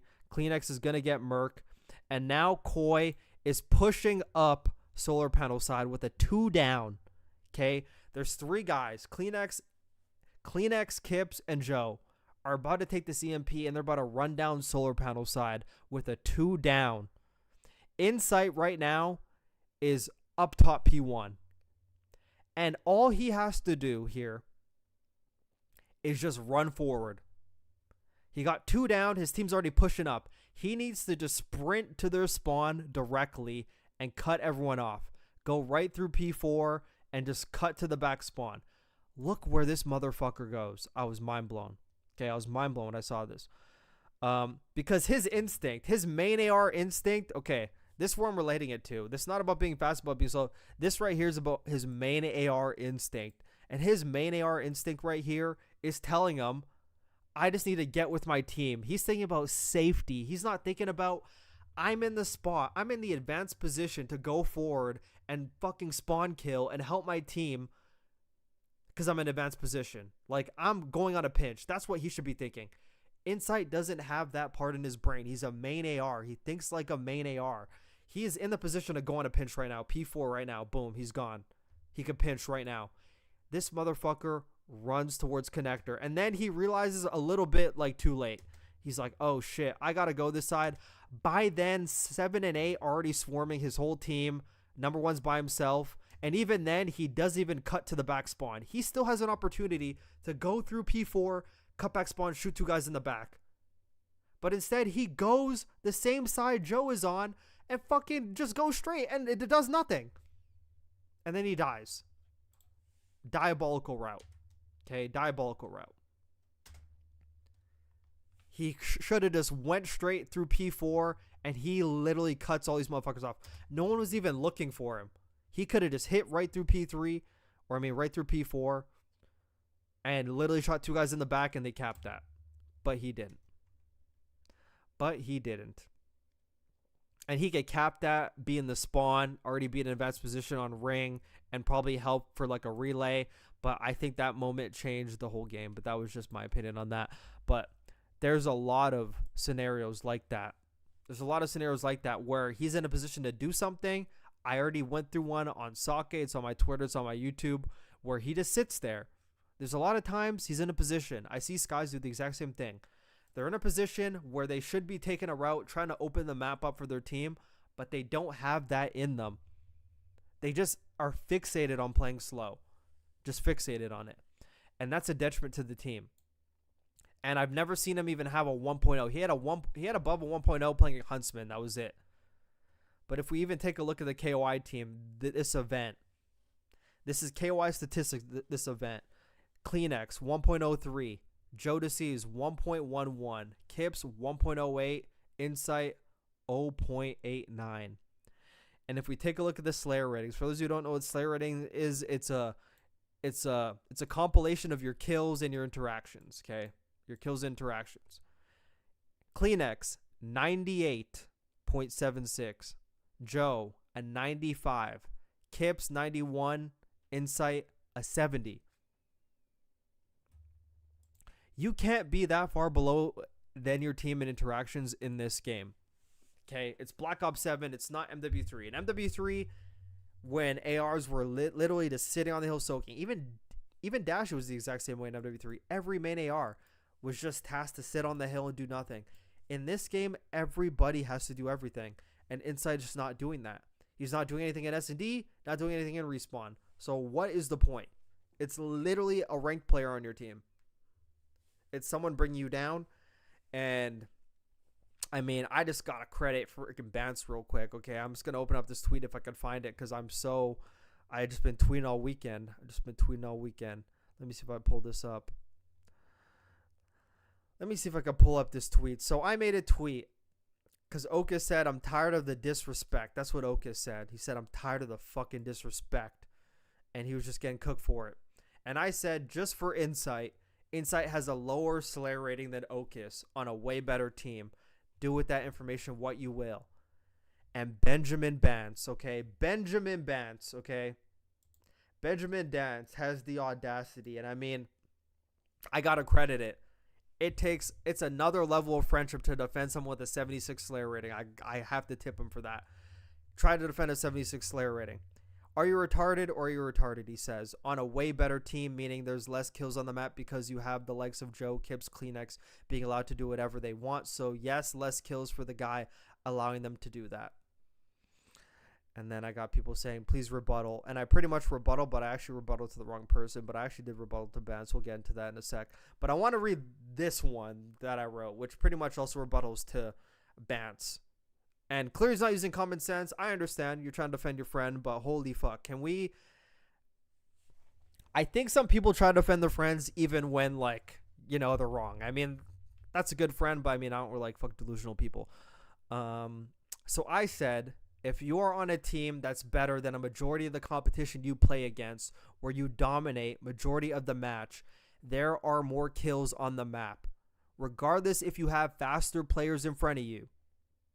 Okus is on a team that's always fighting from behind and not getting as much kills, and he still has a higher Slayer rating.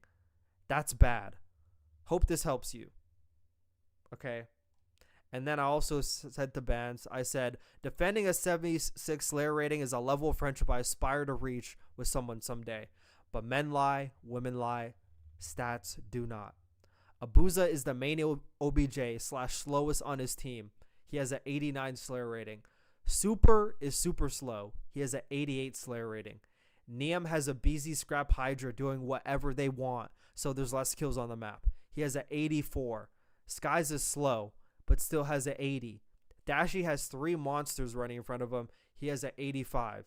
Exceed is slow as hell, by the way. Has an 84. Celium is a hardcore baiter. He's slow. 85. A 76 from Insight is diabolically slow. It means you're literally not doing anything for your team. I said it means you're literally not doing anything, or your team is telling you to just go sit back like a good boy and let them do everything. It means pre-aims are barely being held over sub players. You're not trading anything. And then everyone's saying Insight's a fucking great enabler. They're just trying to fucking dick ride Bance. But anyways, the fact that anyone's trying to defend Insight, God bless you, but he is definitely an anchor on this team. If he plays even 5% better, Koi freaking win this game. The one thing I will say from Koi, I know OpTics beat you on Den Hardpoint, but why are we playing Gridlock Hardpoint? I just don't like that pick at all. I don't like that pick at all. The exposure could have went a different way. It could have been a 3-1, but I mean, shoulda, woulda, coulda. Shoulda, woulda, coulda is all you could say. But yeah, Koi once again, as Kleenex tweeted, I'll even pull it up, even though we don't even need to. Kleenex said once again, so close. Always getting there. Just wasn't good enough today. If you're Kleenex, I mean, like, you have to think. I know, like, you know, he's like your best friend and everything, but when are we going to let this go? How many times are you going to be okay tweeting, we're so close, but we just didn't quite get there? When there's clearly a person who's the reason why you're so close, but not fully there. That's just my opinion. And I'll leave the Koi at that because my voice is freaking hurting. But I still got more to talk about. My voice is cooked. My voice is absolutely cooked. OpTic versus Koi. Koi gone. And then you throw Koi down to the losers bracket in the losers final against LAT after coming off a heartbreaker against OpTic. And I mean, it's pretty self-explanatory what's going to happen. Again with Koi. I don't know what this fetish is about banning Colossus, but we need to get better Colossus. It's not a hard map to play. We can't sit here and square up on LA Thieves on their best map. And it's not even Koi's best map at all. Okay? Koi's not even that great at sake. I think they won it like one time. They're 4-1 on it. Where are they 4-1? Am I faded? How are they 4-1 on this map? It has to be against trash teams. Definitely against trash teams.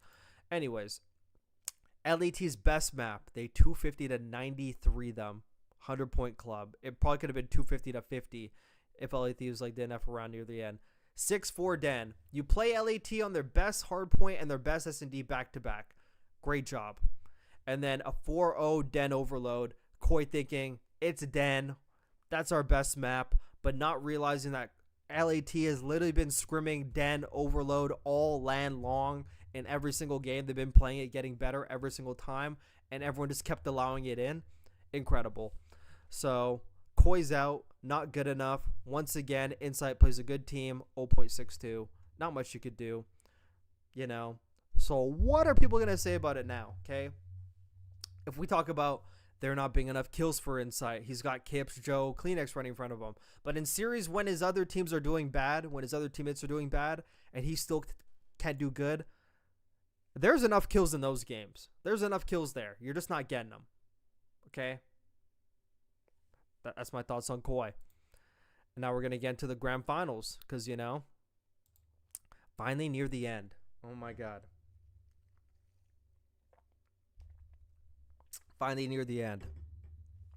You guys are going to be surprised with what I have to say, but LAT win 4-3 in the grand finals. Coming from losers, OpTic fans cannot talk map cheese, losers cheese, not warmed up cheese, because there were warm-up stations back there, okay? They were scrimming their challengers team. So there's no excuse on that. They did have people to keep them warm. So we're not going to be using that excuse no more. They won 250 to 219. Colossus hardpoint. You could argue LAT trolled that. So they could have been up 3-0 in this series, but they weren't. Raid S&D, map number 2. LAT won 6-3. A clinical S&D. Did their homework on OpTic. Countered them so hard. They were even down in that S&D, and I thought it might be cooked. They were down like 3-2. Came back and won. It was great. 8-3 overload on Den. I just want to sit back and talk about this real quick. Okay? I just want to sit back and talk about LA Thieves in their Den, because we just made a bunch of YouTube videos about them. And, you know, I can't help but think. I just want to give myself an imaginary pat on the back, even if it's not true, that, like, you know, maybe they were fucking peeping like their fuck shit I was putting out. But, we talked about their overload on Den so many times. How bad it is. How bad it's been over the course of the year. It's been terrible. And the fact that we had a group stage at this LAN was probably the best thing that could ever happen, because we had a group stage at this LAN and they played Den Overload in like almost every game. Every chance they could, they played Den Overload. I'm starting to think they played it like every fucking game. They played it 6 times. They played like 7 games total, so maybe they actually did play it pretty much every time except for one. They played it in pretty much 95% of their freaking series, or like 98%. And I thought, I was like, why are they playing for Den Overload? They're so bad at it. Meanwhile, it was actually such a great choice, because they played it during the group stage on LAN. They got better. They were learning. They played it over and over every series. They were pretty much scrimming it in the games throughout the LAN and getting better and better, learning from mistakes more and more, seeing what other teams are doing, getting better and better and better. And it led them to the grand final against what used to be the best Den Overload team in OpTic. OpTic probably thinks, oh, it's fuck Den Overload, playing LA Thieves, we're going to win that map. They get ran 8-3. Like, the game actually was not even close. There was a point in time it was like tied, but it didn't last long. And LAT was playing that Overload extremely well, and everyone was saying, Shotzi, sprint you around, he's dying, not realizing that's how you have to play Overload. You literally need to be on the front foot. You can't play slow. And I think it's just hard for OpTic fans to admit. They just got countered today. They're going up against a team that played Den Overload literally like 8 times over the course of the weekend. So they had repetitions on repetitions on repetitions on Den Overload over and over again. They're getting better and better, and it all culminated. Unmute on Discord. We need to talk. Hold on, man. I'm in the middle of a stream, baby. Middle of a stream, man. You gotta wait. You gotta wait, Philly. What's going on, baby? I still think LAT is not that good at overload. I mean, that's a fair opinion. I mean, like, they're not good at exposure. Like, now they're pretty much like Den Overload fucking merchants. So if teams ban Den Overload against them, I think they need to get better at Scar. I think they could pretty much leave exposure alone and just get better at Scar. And then they'll have, like, those 2 maps. Because Scar should be a map they're good at. They pretty much got 3 fucking... They got Kill Wars on their team. They should be running Scar Overload. And they actually are pretty good at it. So... But I'm actually impressed with LA Thieves. The progress they made at Overload over the course of the weekend needs to be studied. And I think that's just the fact that they had so many reps to play. Not only are they probably playing scrim warm-ups off stream when they're not playing, but just they got so many reps in Overload. And you could actually see them getting better and better in Overload. It looked nothing like their Overload looked online at all. They were actually playing ahead. They were reading. Their defense was good. But there is still a big problem when it comes to their Overload. And I think the biggest problem with their Overload is their relay recovery. Whenever they do score, there's a lot of times where they just get punched in the mouth right back. And they need to figure out a way. I mean, I can probably honestly tell them, but they need to figure out a way to work on their recoveries in Overload. Because a lot of times they could be putting and investing everything into an Overload cap, but they're not thinking about what's happening next. And if they could get that part to the Overload down, they will literally be probably unstoppable when it comes to Overload. But that's the one thing that stopped them against FaZe. That's why FaZe was able to come back, because FaZe is on the front foot. They're thinking ahead, and LAT is only thinking about what's happening in the moment. But I will commend their Overload. LAT probably had like the best wrapping around the map fucking gameplay and Overload out of every team. Like, they were wrapping that EMP around the motherfucker so many times, and it was great, better than every other team. And the one they did against OpTic in this grand final was cinematic. They wrapped the map back and forth like 2 times before they finally wrapped deep around back security all the way around Dojo, and they finally got it in. Absolutely incredible. Let me read the chat real quick. OpTic should have won Scar Overload, but Neum had some clutch goal line nades to stop a couple points. So, Elite, I'm actually going to counter that real quick. I thought Neum personally costed LAT like 2 Overload caps in that Scar Overload. So, if he actually doesn't Supreme Troll, that game probably would have been a lot less close than it was. So, I think LAT probably should have won that map anyway. I think the reason Gentlemen's were doing so well at the start was all 4 of them were hungry for a win, and now that they got what they want, maybe in pairs with the fans on their side, they could unlock. Yeah, it's actually a good point, but I mean, that's not what your mentality should be. Like, they literally have to prove themselves. They have to. They can't get 1 win. If they get 1 win and that's it, the Hydras and the Scraps and everyone that dropped them, all of them are right. And you don't want to be that person. Like, Envoy cannot finish the season as a 0.9 SMG. He's never gonna get back on a top team.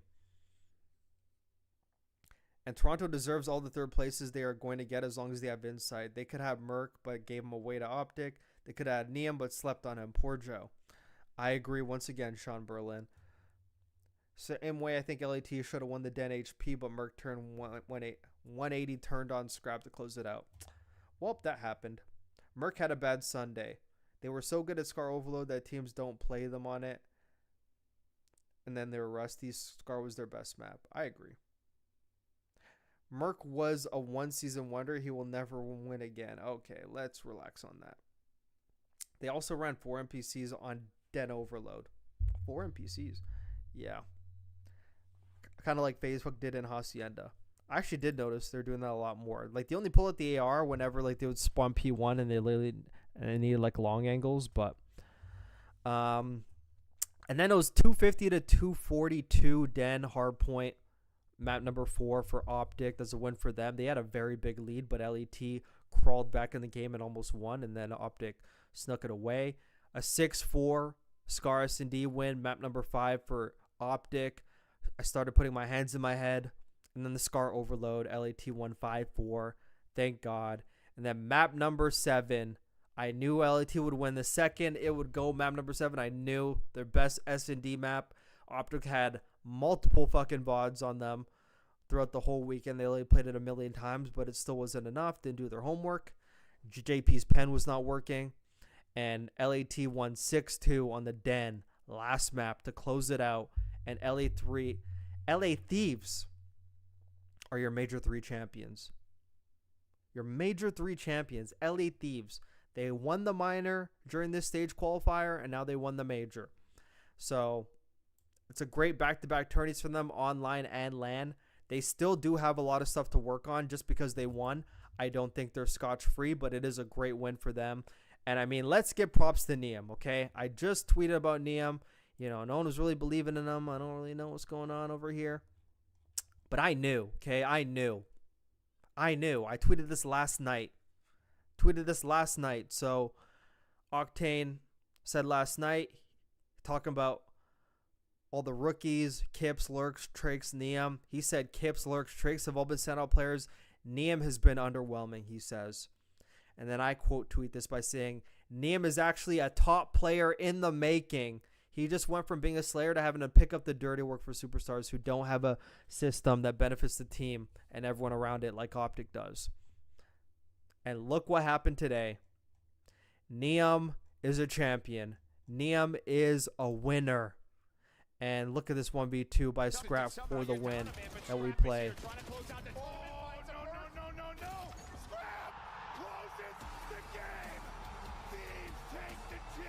Absolutely incredible. Absolute cinema. But I'm going to say something a lot of people might scratch their heads at, okay? Kind of like FaZe did, huh? Yeah, Jesus Christ himself can't save the mates. Those cats still they get better mentalities. I will say I'm pleasantly surprised with Scrap's SMG bag. I mean, he's always had that in him. He has the talent, bro. He's just like a raw player, bro. He's a raw player. Sib's vibes bring the team down, especially Ghosty. Looks like he has no life behind his eyes anymore. Maybe he gets bullied by Sib for being a nerd.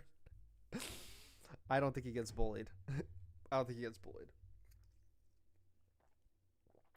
But I am going to confirm like the vibe sting. I know there's a vibe sting in there somewhere. OpTic choosing Team B too. The reason why OpTic chose Team B is because I don't think they chose it against FaZe. So then like FaZe had map 2, 3, and 4. And they saw how that went. So they're like, fuck no, we're never doing that again. We're not picking, like we're not going to pick Team A anymore. So they picked Team B. Still didn't fucking matter. Okay. But you know what's funny? Even though I knew OpTic was going to lose, okay? I knew OpTic was going to lose. I fucking knew it. I knew it. But do you want to know what, though? A lot of people are going to be surprised when I say this. I still think OpTic is the best team in the game. I don't even think it's changed. OpTic has lost 3 grand finals in a row, but I still think they're the best team in the game. And if we're being honest, I don't even think it's going to change a Major 4 either. I still think OpTic's going to be the best team, but they're going to show up and they're going to lose. And I think after Major 4, they're finally not going to be the best team in the game anymore. Do you think Team A actually would have been better for them? I don't think so personally. No, I think a Team B is just fine. Because you should be good enough at whatever hardpoint like the other team picks, like for map number 1. You should be good enough to win or contest them on it. But then you get 2, 3, and 4 in a row, which gives you a chance to take a 3-1 lead or a 4-0 lead. Having 3 maps in a row is crazy. But yeah, I think a Team B in Grand Finals is always like the advantage. They just so happen to lose all of them. They are going to win champs, which is crazy. No, they're not. Cheering against OpTic is so much fun this year. I know, right? It's great. It's like you like them and hate them. Well, I'm going to tell you this, Vital. Okay, I'm going to tell you this. I feel like I'm gonna be a broken record saying this, but maybe you guys haven't actually heard my whole story about OpTic. Okay, I'm not gonna explain the history of OpTic, but I'm gonna explain something. Burrito just hating. It doesn't even make sense what you're saying. It makes perfect sense. You could lose and still be the best team in the game. 3 grand finals in a row, the best team in the qualifiers every single stage, number 1 in qualifiers, number 1 in the standings, making grand finals when the other person you're facing grand finals always changes, but you're always the constant person there, and you pretty much dominate up until the grand finals. You're the best team in the game. It's that simple. Just because you're the best team doesn't mean you fucking win. Okay? Just because you're the best team does not mean you win. And Kenny freaking started all this. Interesting. Okay, I'm going to say this about OpTic. A lot of people think I don't like the players on OpTic. A lot of people think I don't like the team. I only ever dislike the fan base, okay? It's always just been the fan base. I think most of you guys already know that. Most of you guys are real ones. You guys have been around for a while. It's always been the fan base. It's never been the players. Shotzi, Merc, Fuck Dashy, Hook, they're all cool as fuck. I would really like to root for that team, you know? But I don't like their fan base. And you know, sometimes I don't like how the whole org itself moves, you know? But I mean, they're the best org in Call of Duty. They're the best org in Call of Duty. Not taking that away from them. But you know, just don't like how they move sometimes, you know? Just don't like how they move sometimes. It has nothing to do with the players. I like OpTic Texas, the team. They're great. Like, it's like the team I would love to coach because it's like 4 players who are willing to do everything and anything to win and put all their egos aside. There's not many teams like that. Even LA Thieves is not even still completely like that, even though they won. Like, OpTic's great. It's just their fan base. They're terrible. And I honestly think this iteration of OpTic, Hook, Merc, Shotzi, and Dashy, a lot of people might think I'm crazy for saying this too. I think this is the best version of OpTic of all time. I personally do. I think that this version is actually better than the OpTic Dynasty. In my opinion. In my opinion. If we're talking about gameplay wise, I think if we're talking about statistics wise, I think OpTic Dynasty has them beat. Okay, I think OpTic Dynasty has them beat in that regard. But in terms of just what I like, I mean, I think they're the best of all time. But that's just my opinion. But they don't fucking win as much. They don't win as much. I mean, the other OpTic Dynasty is like a lot fucking. They're a lot better. I don't know. I mean, like, they just fucking get a lot more wins. But I think this version plays the game a lot better. How frustrating must it be to be the best all year and lose every grand final? I mean, fuck. Like, at least you're getting paid, I guess. The Warriors were the best team, but they lost to the Cavs. Exactly. Shit happens. Not better than Dynasty. Gameplay-wise, too. Exactly. Oh. The main reason why I hate OpTic fans is that they fill the whole venue and then they only ever cheer for OpTic kills. They are dead silence all event, taking up space during other games. I mean, yeah, but I mean, if you pay your ticket to be there, I mean, you can pretty much do whatever you want. Pretty much do whatever you want. But honestly, though, I think this is a standout event for Neum. A standout event for Neum. And I'm so glad he proved everyone wrong, and I'm glad he proved me right. Because I remember in the offseason, I was saying, Koi needs to pick him up. Someone needs to pick up Neum. I was saying in the offseason, over and over and over again, somebody pick this guy up. He doesn't get picked up. Took for him to be on the Huntsman and get PR for him to get into the league. And he got in, and look what he's doing. It's incredible. It's incredible. And in this grand final, I think they took the leash off him a little bit. They took the leash off him because he was doing a lot more. He was on the hill a lot less. He was just in fucking cheeks, okay? He was in fucking cheeks. He was just in the shit. I think they finally realized they should let this man loose a little bit more. And, you know, like, all the results paid off. And I mean, I got to compliment LAT's S&D. Has been very big. I'm not even going to count Scar. Scar's a Fugazi map. Who cares about Scar? But their other S&D maps have been looking a lot better. And that's a big testament to them because I didn't think they would ever figure it out. If they had Kenny, I don't think they would have figured it out. But, like, Neum's a lot more of an S&D mind. I think their S&D was way better. Their overload at this event was way better. and their hardpoint was good enough. It wasn't good enough in this series, but it was good enough to get them to the grand finals. I think they were the number 1 hardpoint team going into. No, I think they were number 3 actually. I think OpTic was actually like number 1. I think LAT was the number 3 hardpoint team going into this grand final, but then they lost both hardpoints to OpTic, but they won everything else.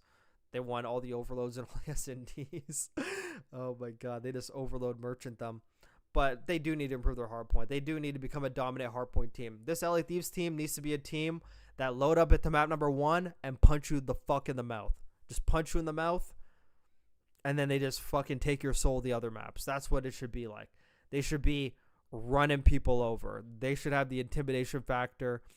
And kudos to everyone. Abizi showing a lot more dynamism. Hydra showing a lot more dynamism. Abizi got so many big kills. This guy is actually insane. He's an S tier player. His movement, his gunny. I mean, this guy's incredible. This guy's incredible. Even though, you know, I have my small gripes about his gameplay sometimes, I've never questioned the talent ever. He is just absolutely insane when he needs to be insane. Scrap is literally probably like the best main AR I've seen since IW fucking Formal. In my opinion, this guy is just an insane iron. He gets so many crazy kills. He is the AR you want watching over you. He's the AR I would trust in any single gunfight I have. And then Neum, dynamic, brings everything to the game, also brings comps to the game. And Hydra kind of showed a different side of himself, you know, showed a different side of himself. A little bit more of a selfless side while still doing what Hydra does, not costing as much, watching his arrow and the respawns, hard points. Did leave something to be desired, but you know, it's still something they got to work on. The hard point, they definitely get taken Colossus. There's so many small things they still do in hard point that still bug the shit out of me. But their S&D and their overload's good. If they could just get hard point and tweak the one thing in overload and keep their S&D the same, they're undisputed the best team in the game. But after saying all that out loud, there's still a lot to work on.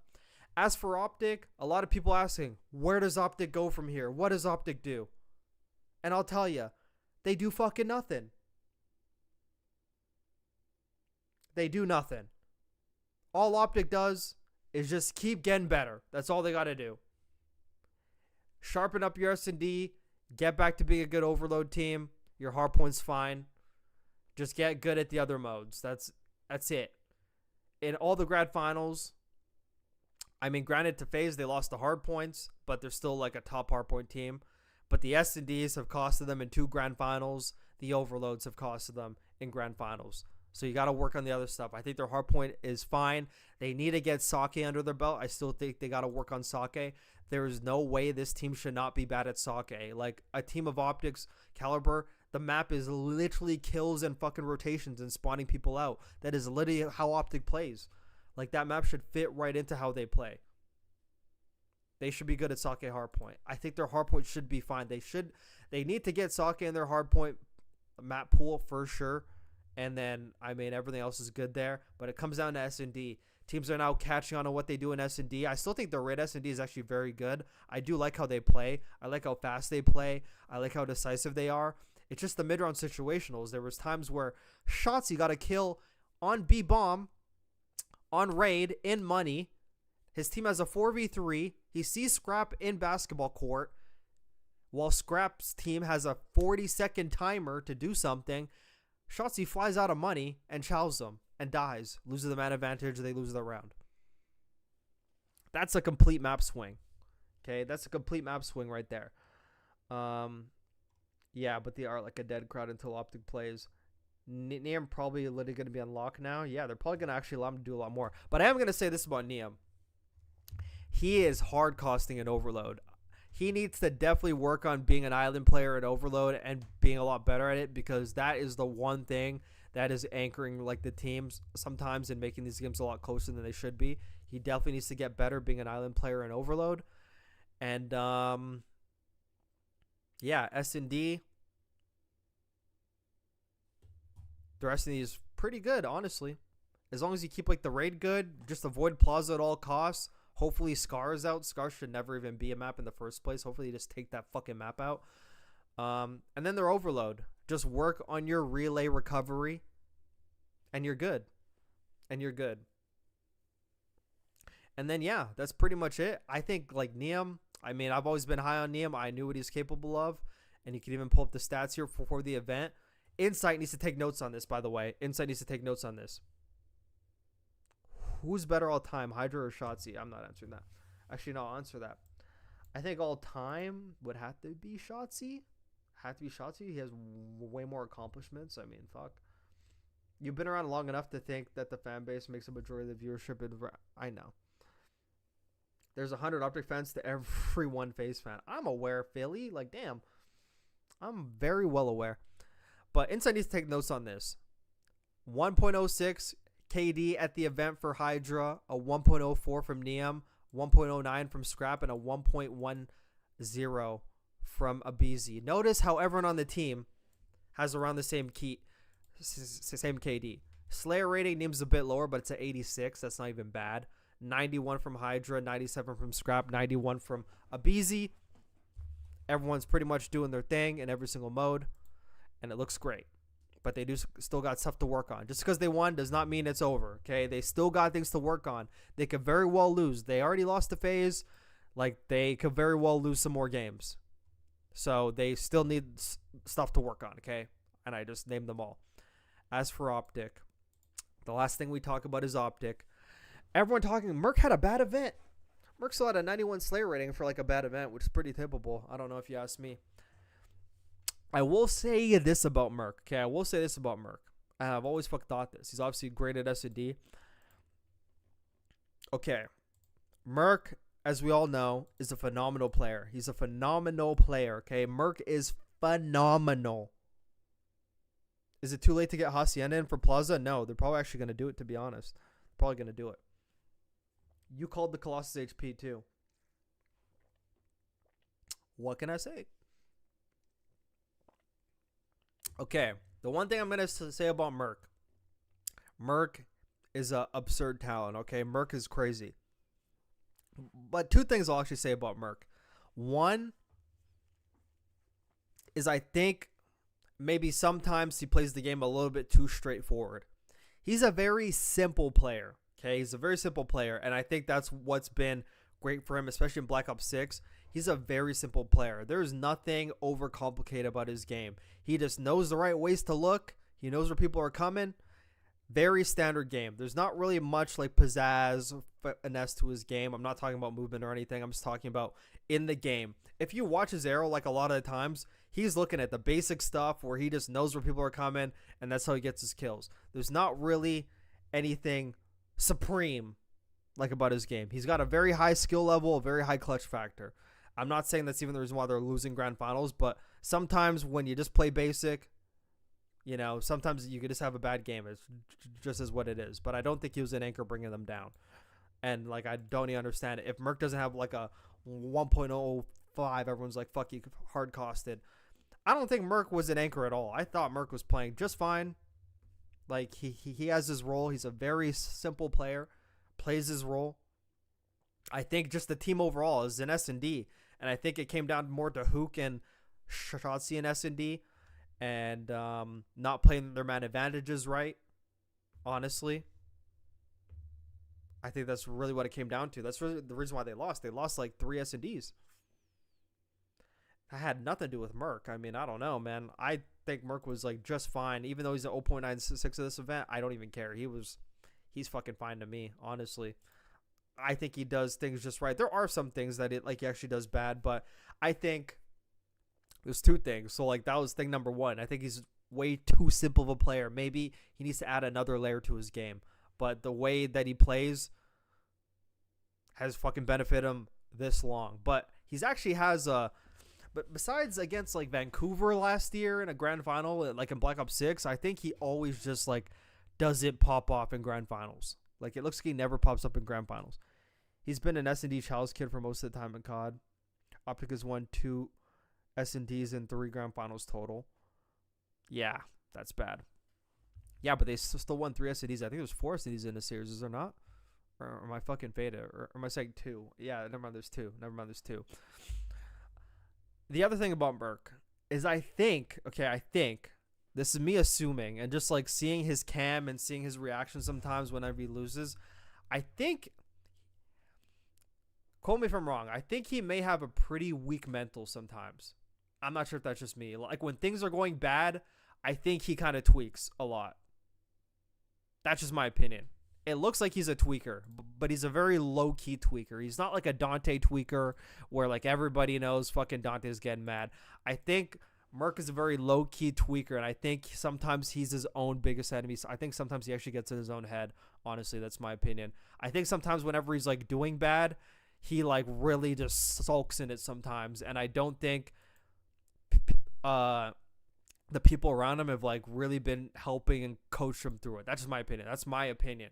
From what I see, I can only speculate from the outside looking in. Sometimes it looks like when he does bad, he tweaks a lot. You know, that's just my opinion. He's a very fucking silent tweaker. I see the weak mental, low key. He's a silent tweaker, no bullshit.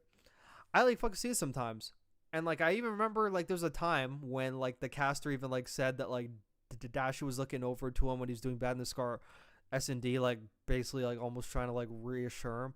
I think he's very silent tweaker, and I think he hates fucking losing. I think when he loses, he's actually fucking pissed, but we just don't see it because he just holds it. I think he just holds it very well, and I think he's his own biggest enemy. I don't even think the players he plays against are his biggest enemy. I think he thinks he's fucking better than everyone, as he rightfully fucking should think. I think he thinks he's better than everyone, but whenever he loses, I think he's like, man, why am I losing to these fucking shitters? You know, like getting in his head, and whenever like he plays bad, doesn't really like recover that well. And you could see he had a bad whole event from a KD perspective, but I still think he was playing just fine. Crazy how Dashi's map winning snipe was for nothing. If OpTic win the series, Dashi's kill is the highlight of the season. I mean, he just gave us some for the highlight reel. For all like the fucking videotapes they play in the future, I mean, everyone's going to be playing that. It's going to be great. You know, it is what it is. You can't recover from 3 grand finals losses in a row. A roster change will happen. In esports, not just COD, you rarely ever recover from 3 grand final losses in a row without a roster change. Sad to see because OpTic players are so likable, but will be forced to change. Not going to lie, this OpTic team is different. They know they are the best team amongst themselves, and they aren't making a change. I despise Cold War and Synoptic roster so much. This is the first real year, so he's got time. I mean, Shafal, I can tell you right now, OpTic's not making a change. They're not making a change. If you think they're making a change, I'll put my rent money on it. I swear to God, they're not making a change in the middle of the season. I tell you, this is the team that they're riding with till the end of the season, and that's facts. There's no change being made. I could put that on everything. They are not making, like, I don't know why you would even think they're making a change. That's actually insane out of you. I'm not going to lie. Actually insane out of you. Actually insane out of you. Like, they're making a change, I promise you. Bro, like, do I put gifted on it? Yo, Shafal, let's put gift on it right now. Put some Twitch gifted on it. Put some Twitch gift on it. I actually need some fucking Twitch gifted. End of the season. Okay. Switching end of the season. Okay. Okay. End of the season is fucking obvious, man. Get out of here. End of the season is obvious. Get out of here. You're not changing a team that went to 5 grand finals in a row. Yeah. But my closing thoughts before I just talk to you guys off stream is OpTic's not going to make a change. They're perfectly fine. They just need to tighten up on stuff. But they probably don't know they're not going to win because there's a burrito in the background. There's a burrito in the shadows lurking. There's a burrito in the background lurking, and they're not aware of it. But yeah, that's the Major 3 tournament. And for the rest of the rest of the teams, we're going to talk about them next week. We're going to talk about them next week on another episode of the Borito Talk podcast. But this episode was worrying about the teams that we actually care about. LA Thieves, Toronto, OpTic, Paris, and FaZe. And yeah, LA Thieves are the Major 3 champions. They got work to do. Every team still got work to do. We're now getting down to the business end of the season. Major 4 qualifiers is 5 matches. Then we're already Major 4 in Paris. And then it's champs. Just right around the corner. Whoa. You know, it's that scary. OpTic, probably at this point, probably thinking we just need to fucking focus on champs. But they need to expand their map pool. They need to get a little bit better at S&D. And everyone's just talking about their online qualifiers. Like, oh, they're 5-0 online qualifiers. The qualifiers mean fucking nothing to OpTic. They just play and they skill diff everyone. They mean nothing in the grand scheme of things. All comes down to LAN and what they're doing on LAN. And as you can see on LAN, it's a little bit shaky out there. But I will still be watching and I will still be lurking. I will still be I will still be locked in. Right now, we're 3-0 against the green wall, going for 4-0, going for 5-0. But yeah, guys, this has been, I mean, one last thing. Want to say congrats to LA Thieves. Great win out of them. They got things to work on. FaZe, work on your hard point. Paris, work on fucking everything. Even your personalities. I think your personality should be the number one thing you guys work on. Toronto, you're not going to drop insight, so you just got to get better at S&D, I guess. Whatever. You just got to fucking just hard carry. You just got to get a sturdier backpack if you're Toronto Koi. Get a bigger backpack. You're going to need that. And then, yeah, that's pretty much it. All the other teams, G2, Miami, Boston, Carolina, you're pretty much playing for nothing. You're not going to make the grand finals. You're not going to win anything. You're playing for vibes at this point. It's now just the top 5. It's now just a top 5 world, and you're living in it, pretty much. But congrats to LA Thieves and everyone. That's been the Major 3 tournament, and that has been me talking about the top 5 teams. I will talk more about the other teams next week. The Borito Talk podcast is on Spotify, Apple Podcasts, and on YouTube. This has been another episode of the Borito Talk podcast. I am your host, Borito, the number one ESPN. I can't even talk no more. Oh, my God. Let me say it again. This has been another episode of the Borito Talk podcast. I am your host, Borito, the number one CDL ESPN analyst / content creator in the world, saying au revoir, goodbye. We'll see you next time. Peace. And that's the Borito Talk podcast right there. My voice fucking hurts, man. My voice fucking hurts. I'm hurting out here, guys. I'm fucking hurting. My voice fucking hurts. Wow. Fuck, take a look at my cam. It's really tweaking. Hold on. Let me edit it on this. Talked about all the games. Now we're going to be talking about VOD afterwards. We're going to be talking about VOD. We're talking about VOD during the week, what teams could do better. I'm going to be going through some things LAT could do better probably tomorrow. Not today because my voice is now completely compromised. I have to rest my voice now. OpTic. We're going to talk about stuff OpTic could do better. Just going to focus on the top 5. Fuck every other team, man. Who cares about them? Koi, not giving them any advice anymore. They're not taking any advice from anyone. Do need to find some replacements for Paris because they need another AR, like, bad. I wish we could get some fucking... Wish we get the Challengers players in here. Hold on. Let me see if I pull up COD Challengers Wiki. Let's see if they even have it for the 2026 Atlanta Open. Okay, let's go. Do they actually have statistics? That would be crazy if they do. They actually do. They have statistics. I don't even know who's in AR or who's not. So it's only a $30,000 prize pool. Insane, by the way. Where my mini map thing's open. Whoops, sorry. If they can recover from 0-18, they can recover from anything. 0-18 is way worse than 3 second places. Shafal, you think it's possible for Shotzi and Dashi mental to be chalked? I don't think so, because I think they all have been through way worse. Could you see Dashi retiring if they don't win anything this year? Nah, I think fuck Dashi got another year in him. I'm just going to pee real quick. 1 sec.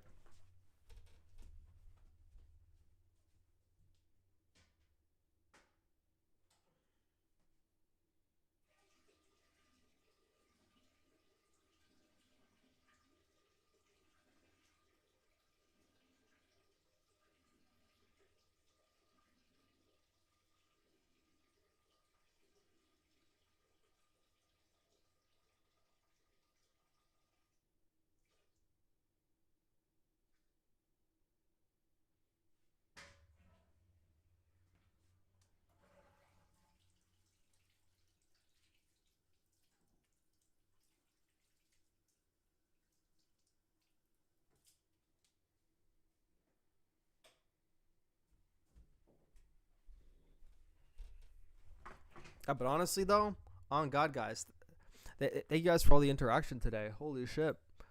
Like, this fucking weekend's actually been crazy for interaction, so appreciate it. I'm trying to grow the Twitch. If you guys have a Twitch, man, just fucking hit the follow button on Twitch. I'd really appreciate it. Hit the follow button on Twitch, man. Hit the follow button, man. What you guys want to talk about? What you guys want to talk about? What happened to fucking Philly, bro? Like, didn't you want to talk to me now? I'm here now. Yo, Philly, fucking talk to me, man. Yo, Philly, are you here?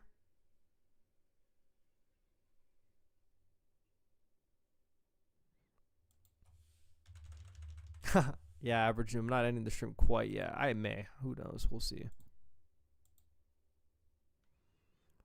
Who knows what will happen, man? Yeah, but Dashi's not retiring. Burrito taking credit for Mate's phase LAT win. I am. Duh, like fucking duh. You know, it's all me. Like, what the fuck?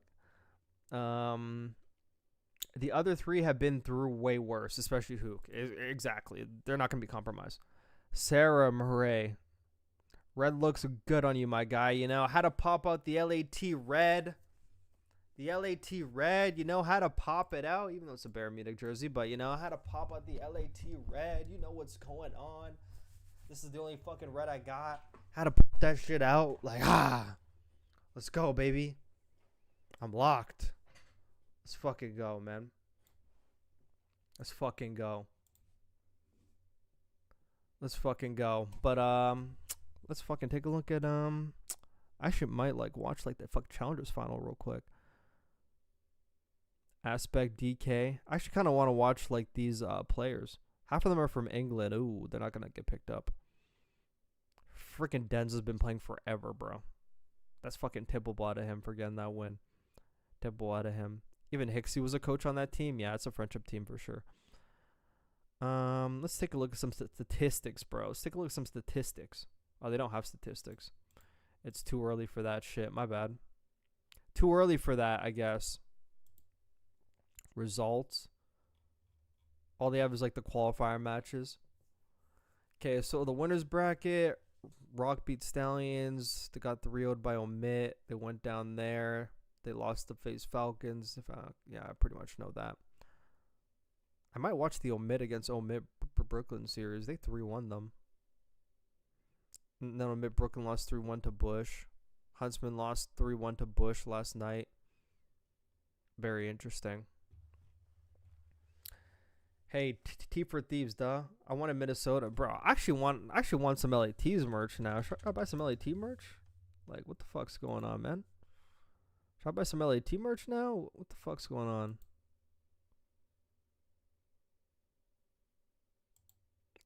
Let's see what they got for LAT merch. Ooh, I kind of like fucking $42. That's a good price. That's a good price for a fucking hoodie. That's a really good price. I don't really like how like the jersey looks. Fuck, jersey kind of bad. $42 for some LAT merch? I mean, fuck, dude. I'm a cop for real. Looks nice. Maybe I should start thinking. Bro, I should buy some OpTic merch, bro. I should buy some OpTic merch and let you do a giveaway. That's some real hater shit right there. That's what I should do. I should do some OpTic merch giveaway, man. Primary jersey. I think the primary jersey is actually fire. That jersey is actually insane. Like Crazy Raccoon jersey. That shit's hard. Best sellers. Ooh, okay. These ones are like the elite of the elites. Yeah, like that fucking thing. It's only available in small too. Like, fuck, what the hell. They actually got great ass merch. But it's summertime. We don't need merch right now. Fuck, 40 for a hoodie, and it's Canadian, which means for American it's gonna be like 25 or some shit. My BJJ gym is selling hoodies for 45. Damn, that's pretty cheap. That's pretty cheap for hoodies. Hoodies are like $100 nowadays.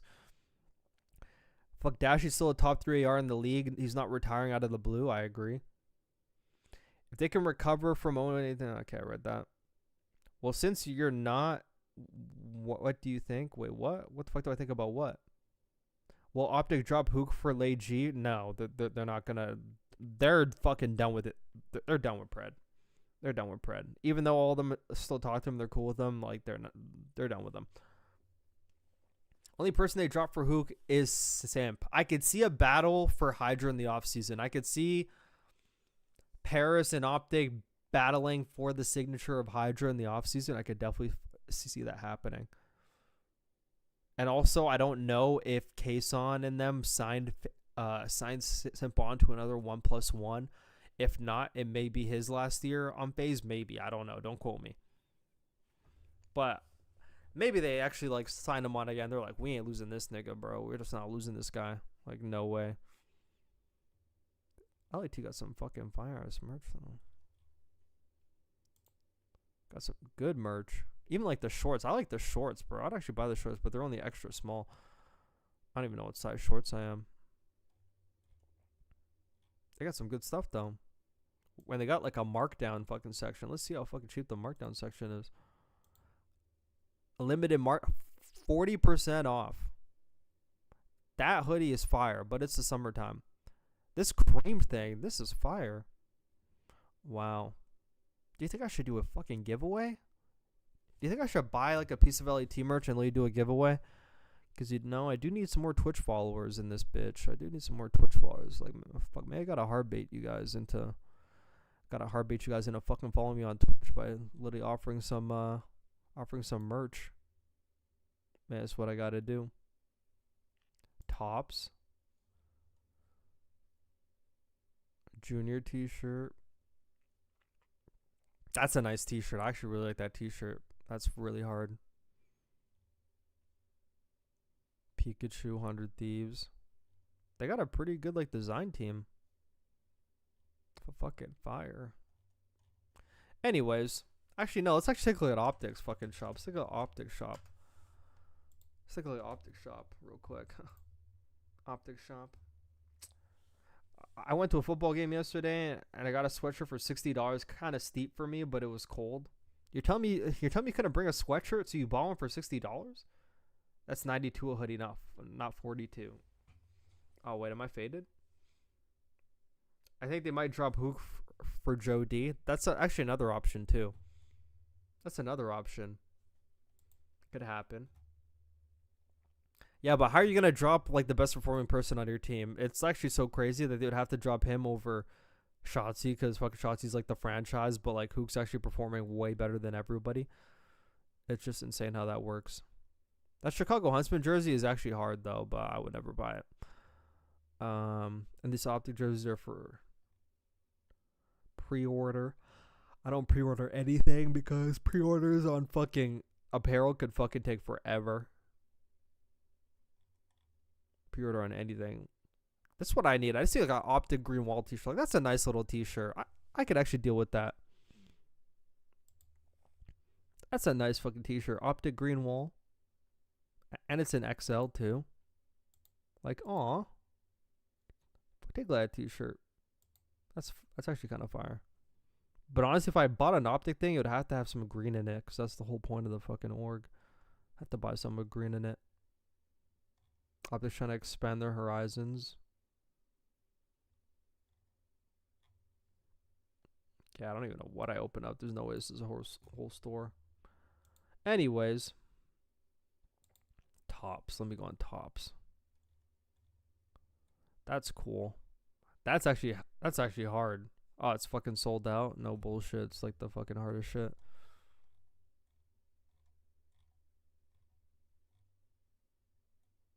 OpTic green wall. Should I just buy like a basic OpTic green wall thing and just fuck sell? Yeah, I don't know. I'm not an OpTic fan. Kason definitely gonna try scrap in the offseason. I bet he's tried for a streaky ass AR duo. Had to head smash and take routes teaming with Pred. Bro, yeah, he's not teaming with Pred no more. I'll put that on everything. I honestly don't think they could drop someone like Hook because of his comms and IGL factor. Yeah, but he's just the odd man out, bro. He's the odd man out. Shotzi got tenure, you know? Shotzi got tenure. They're not dropping Hook unless Joe and Simp. I don't even know if they do that. Call me Faye. I think Hook is the same level as Hydra. I mean, at the moment, yeah. Like in this game, 100% the same fucking level as Hydra. For sure. For sure he is. For sure he is. There's like no team of challengers even worth fucking looking at, dude. I don't even know. Like Mac Awakening, Yuli, like forget about it. Omni, Nate Peel Booger, forget about it. P7, EU, forget about it.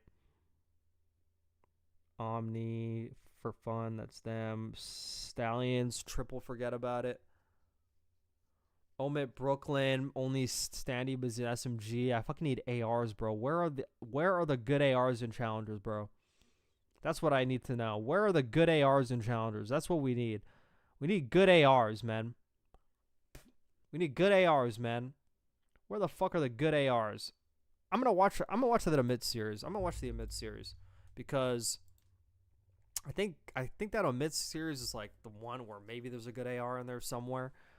I don't know, but there might be a good one in there somewhere. OpTic thinks since the start of stage 3, Merc has looked terrible in Respawn.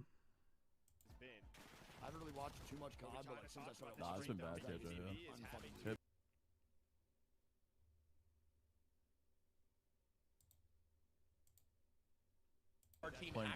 Playing great team ball right now. Yeah, exactly. I haven't really watched too much COD, but like since I started Nah, it's been bad, KJ, yeah. Merc's respawns, like, honestly, this stage haven't really been great. I agree with you. This feels like His respawns have every not been puzzle great. piece is actually in the perfect spot. I actually think we're just, like, capitalizing on the way that Ant's trying to play the game right now, truthfully. Like, don't get me wrong, Merc's not playing, like, super great, but the way that Ant's trying to play the game right now is so, like, individual that we're just fucking team balling them to death. It's working so well.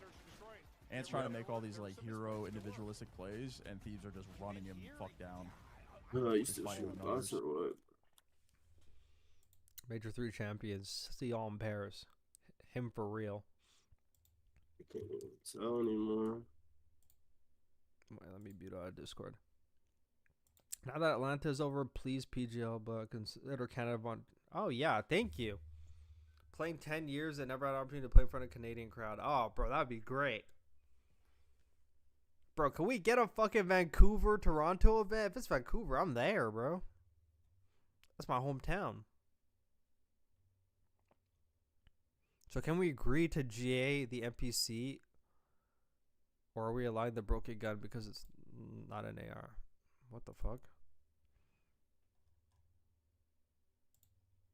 Major this year. What do you think helped make this one your moment? Just trusting each other, believing in each other, keeping the resilience up even when we're going down in maps. But the biggest thing is just trust overall, just having fun with each other. I'm here, bro. I'm here for that. All right, Neum, this is your first major championship ever. Tell us what this win means to you. It means everything. I've been competing for a while. There was a lot of ups and downs, but I finally ended up making the main stage. It got me a win. All right, Scrap, how do you decide when you're going to talk shit and stand up versus when you calmly celebrate? Does it depend on the team, the player, or something else? I think it depends on the situation of the match, you know, how crazy the match was. Obviously, it's going to get me fired up. But if I'm talking shit, it's just coming to me. It's very in the moment. And yeah, just having fun with it. Cool. Neum, all your teammates have won in the past, but this is your first win in your rookie year as a pro. What do you think you brought to the team to make this happen? I just think I brought I have skill. My play style is a lot different from everybody else, and it just helped my team. I'm calm and yeah. Cool. Scrap, how has Neum changed your team dynamic for the better in the past few months? Yeah, I mean, he's brought a confidence to our team that I think we didn't have before. Yeah, the way he plays the game is just simple. It's easy to follow. He's not doing anything crazy to make it a hectic game, but overall, just making our team better. All right, you both hit some emotes on stage after the wins on Friday. My bad, Kenny. That's just a little thing we have, you know, a little 6-7 after we win and shit. It's just a little fun thing we do. Did you guys just have the one, or was there one that you didn't get to talking use about the this NPC is already being discussed in chats between challengers and pros. Fuck Fuck that. And it's just that. I bet. Everyone go How will fuck you guys themselves, take this bro. moment and carry it Fuck into Major themselves. 4 Just and allow 6? all the fucking SMGs in the game and just let people figure it out. End of story. I don't want to hear anything about it. Keep doing what we're doing. Word. All right, this Put is every LAP's first SMG in the tournament game. win in There's no SMG that's actually 356. banned in the COD League rules, by the way. There's no SMG banned in the COD League rules. All the SMGs are allowed. It's literally just the pros that aren't allowing them. Play with all the subs, figure it the fuck out. End of story. Keep doing what we're doing. Keep doing what we're doing. Word. All right, this is LA Thieves' first tournament win in 357 days. What message do you want to leave to the fans after finally getting it done? I mean, I appreciate all the support. I knew we were going to come back around and win eventually. It's been a rough 8 months, something like that, or a year, he just said. But yeah, man, we're back at the top. I appreciate it. Last question for Scrap. What was the inspiration behind the spinning hat? The spinning hat, it was in the facility one day. We're playing Cloud9. I was just like, F it, I'm wearing the hat. That's it. You ever going to break it out on main stage? Nah, probably not, because that's more trolly. I'm super serious on stage, so probably not. The fact they're talking about fucking GAing the fucking thing, bro. Fucking stupid. Actually retarded. Introducing a DreamHack team of the week. Team of the week. Yeah, what the fuck? Oh my god. Hey OpTic, do you know what is? Oh my god, bro. I'm just trolling OpTic. The team of the week is fucking hilarious, bro. The team of the week. That is fucking hilarious, bro.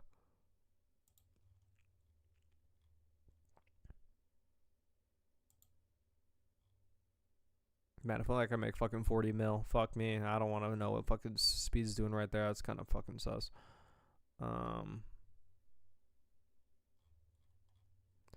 Yeah, I want to see what was going on. The Heartstuck Diamonds are going to hate this, but this is the best thing I've ever heard. Who's Marcus? Oh, for a second, I had a fucking picture playing with Neum. I was like, of course he did.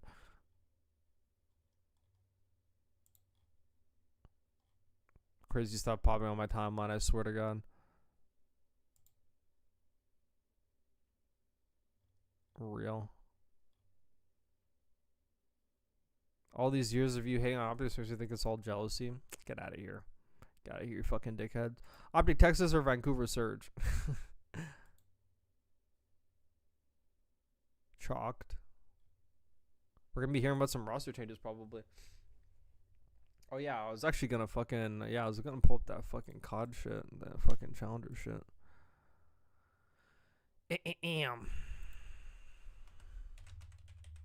YouTube feature, I like that. That shit goes hard, hey? That shit goes hard. Take a look at that thumbnail. That shit goes fucking hard. Taking down the green wall. Ah, look, it's me. Ah. CDL hater is comedy. OpTic threw the alley-oop and LAT dunked it. They said no chance. Game for sure matters. It's a different whole studio. Yeah, but AG's not going to get picked up. The Kitchener was poverty, Burrito. Give it up. Yo, I'm not going to Kitchener, baby. Fuck that shit. Yeah, but if they do Kitchener again, I'll go. But not doing it that time. In my opinion, the NPC needs more recoil. No. I don't think the game really matters. No one wants another Kitchener event. Come on, guys. On MW, I could see Waleed. Wait, what did Waleed say? If it's an MW game, I don't think Scrap and Hydra splitting up. They probably might just go both go to Paris. It might be time to start a narrative on Joe Deceives no cap inside his ass, but Joe is a stat pattern. No, he's not.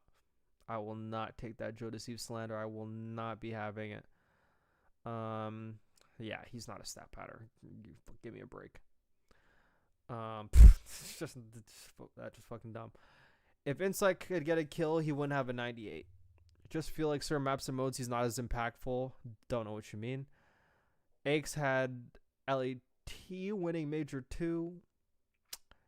I mean, like, he had him on Major 3, and they did. His predictions are fraudulent. Yeah, I don't pay no mind to his predictions. Like, Joe is on Den. Drop Merc so he can join FaZe. On God, bro. Fuck, I'll take him over here. He just says whatever shall fall. Yeah, he does. He chose LAT every major. Yeah, he doesn't know anything. Like, I hate brain dead NPCs.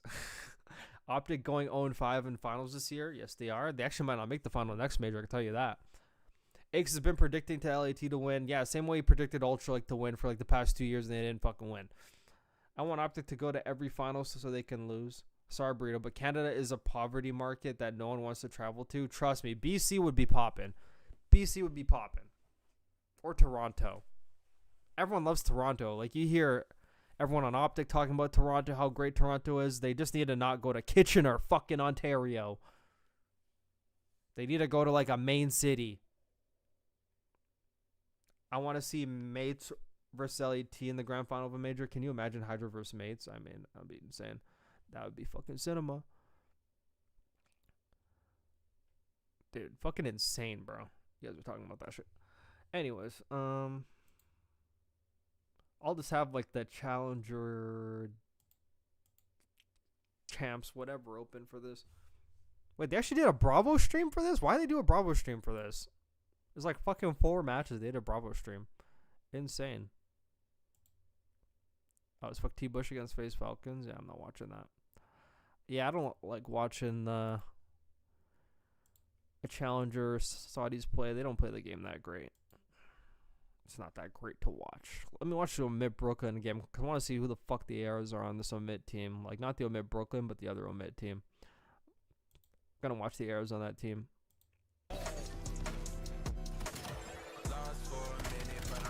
Yeah, yeah. What? God damn, I need a PC upgrade. Holy shit, my shit just be tweaking. Alright. My notifications are popping because I'm fucking hardcore rage baiting. I love it. I fucking live for this shit. Oh yeah, hold on. Let's actually go on that. Take that. Yeah, that's AI. That's AI.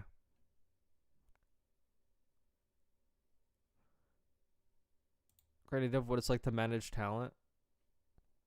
I was stressed. Oh yeah. Oh my god. Let me fucking see that Ahsoka fight real quick. You said Ahsoka fight. I actually have. Hey, where are you, Burrito? I know you're in here. Thank you for the follow on Twitch. Who is that? I appreciate that. I love you, Mud Season, so much. Thank you, thank you, thank you, big brother. Is that a Baron jersey? Yes, it is. It's their Baron jersey from last year. You want to see it? Fire, right? I mean, it's like so red. I actually fucking want their new one. Like, their new one's pretty fire too, but fucking fire. Fire. Fire, fire, fire. I really want that Dortmund jersey, bro. Fucking Dortmund's new jersey, like the fucking Vodafone one. That shit is hard. I actually need that one. OpTic will likely be making a 2-man change. In the offseason, probably. I know you're in here. Zuma, stop talking to me. Ow. Kitchener was a troll. If Drake performed at the major, I would show up to the event. Can you imagine Hydra versus Mates in Paris? Yeah, I'm actually go hard. I want to see Mates versus LET in the grand final of a major. Yeah, I would take that over OpTic for sure. I would take that. That would be cinema. Man, I'm interested in where Hook and Merc will go off season. Hook will probably go to a top team. He could probably even go to fucking FaZe. I think they'd fuck take him over 04 for sure. Might as well do an event in North Dakota if we do in a Canada event. Like, you need the Ronaldo jersey? No, I'm good. Even though like Ronaldo's my guy. Literally, Ronaldo's my fucking guy. But I appreciate the follow, Mud Season. I need them Twitch follows. You know what I'm saying? Mates will never make a grand final. I mean, fuck, man.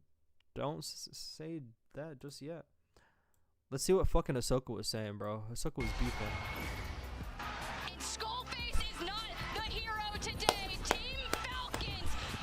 Bro's fucking standing over his body, bro. Like, what the hell? 11. A repeat of history. That's his old teammate, by the way. They do it in Birmingham, and they do it here in Atlanta. Back-to-back. Why is he standing over him like a thug like that? What the hell? Like they're going to the camera like, hey, look at this. I don't think so. He's going for the other ones. Like, look, he's literally shaking them like these guys are ass. What the hell?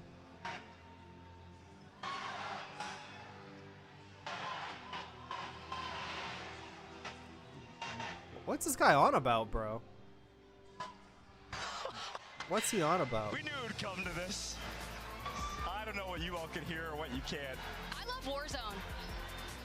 He's been waiting for that moment. I could tell. Oh, this in the cap. Earlier today, Shifty and Soka. Earlier, Shifty said Soka couldn't win without him. This was his full response after going back to back on LAN. Oh. How the fuck you let someone walk up on you like that? Because she was dishing it out first, and if you dish it out, you should be able to take it back too full. Getting their jaw rocked. This dude needs to be punched in the face. 2 men who care, no need. Old school LAN. Wait, I'm out here saving my own shit. Okay, that's it for me. Okay, back to the important. I actually need some more water too. Every champs winning team has done terrible after they won champs. I hate the history cheese. I hate the history cheese. We could. We can outright like the history books, man. We can fucking overwrite that shit, man. Come on. Don't history cheese me, man. Don't history cheese me, please, man. Don't fucking do that to me. Don't do that to me, man. Don't history cheese me. All right. Good morning, good afternoon, or watch good this evening, mid wherever thing, you and may I'm probably be gonna get in off. the world, and welcome to the Call of Duty Major 3 Challengers Open. Dan Gaskin here alongside Chris Dunn, ready to take you through all of the action. And it is going to be a fantastic day. It was a brilliant day yesterday and the day before, Chris. We've had so many upsets, so much drama, so much action. It has been such an exciting tournament to watch, and I'm sure to compete in as well. What are your thoughts so far? I mean, how have you been enjoying it? I mean, it's been insane, hasn't it? To see the teams coming back down has really been a cat amongst the pigeons, hasn't it? From that pro-am side of things, it's thrown things around and completely off what we thought could have happened. Some of these teams came in and have kind of continued where they left off, looking very, very solid. Some of them came in reeling and have fallen out in placements that they would not have expected. What did my landlord say?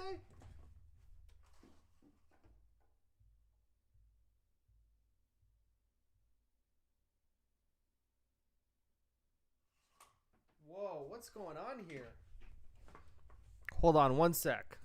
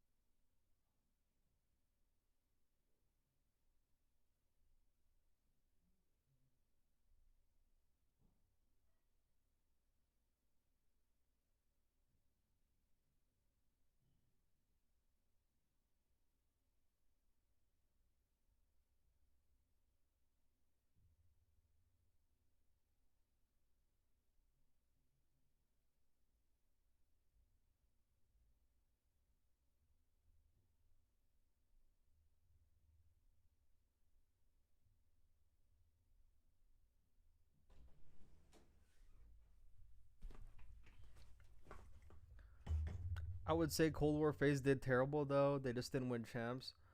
If FaZe lose champs again, I need to make a gif out of reaction watching this. Bro, they're not my favorite team. Relax, bro. Chill. What the fuck? Every champ history always repeats itself. I'm not doing the history cheese. I'm sorry. I'm not doing the history cheese. I'm not doing it. Okay, I want to watch the game. Let me go get my muffin real quick. I was really gonna get my muffin. I Chris, forgot. We've had so many upsets, Let me get my muffin. so much drama, so much action. It has been such an exciting tournament to watch, and I'm sure to compete in as well.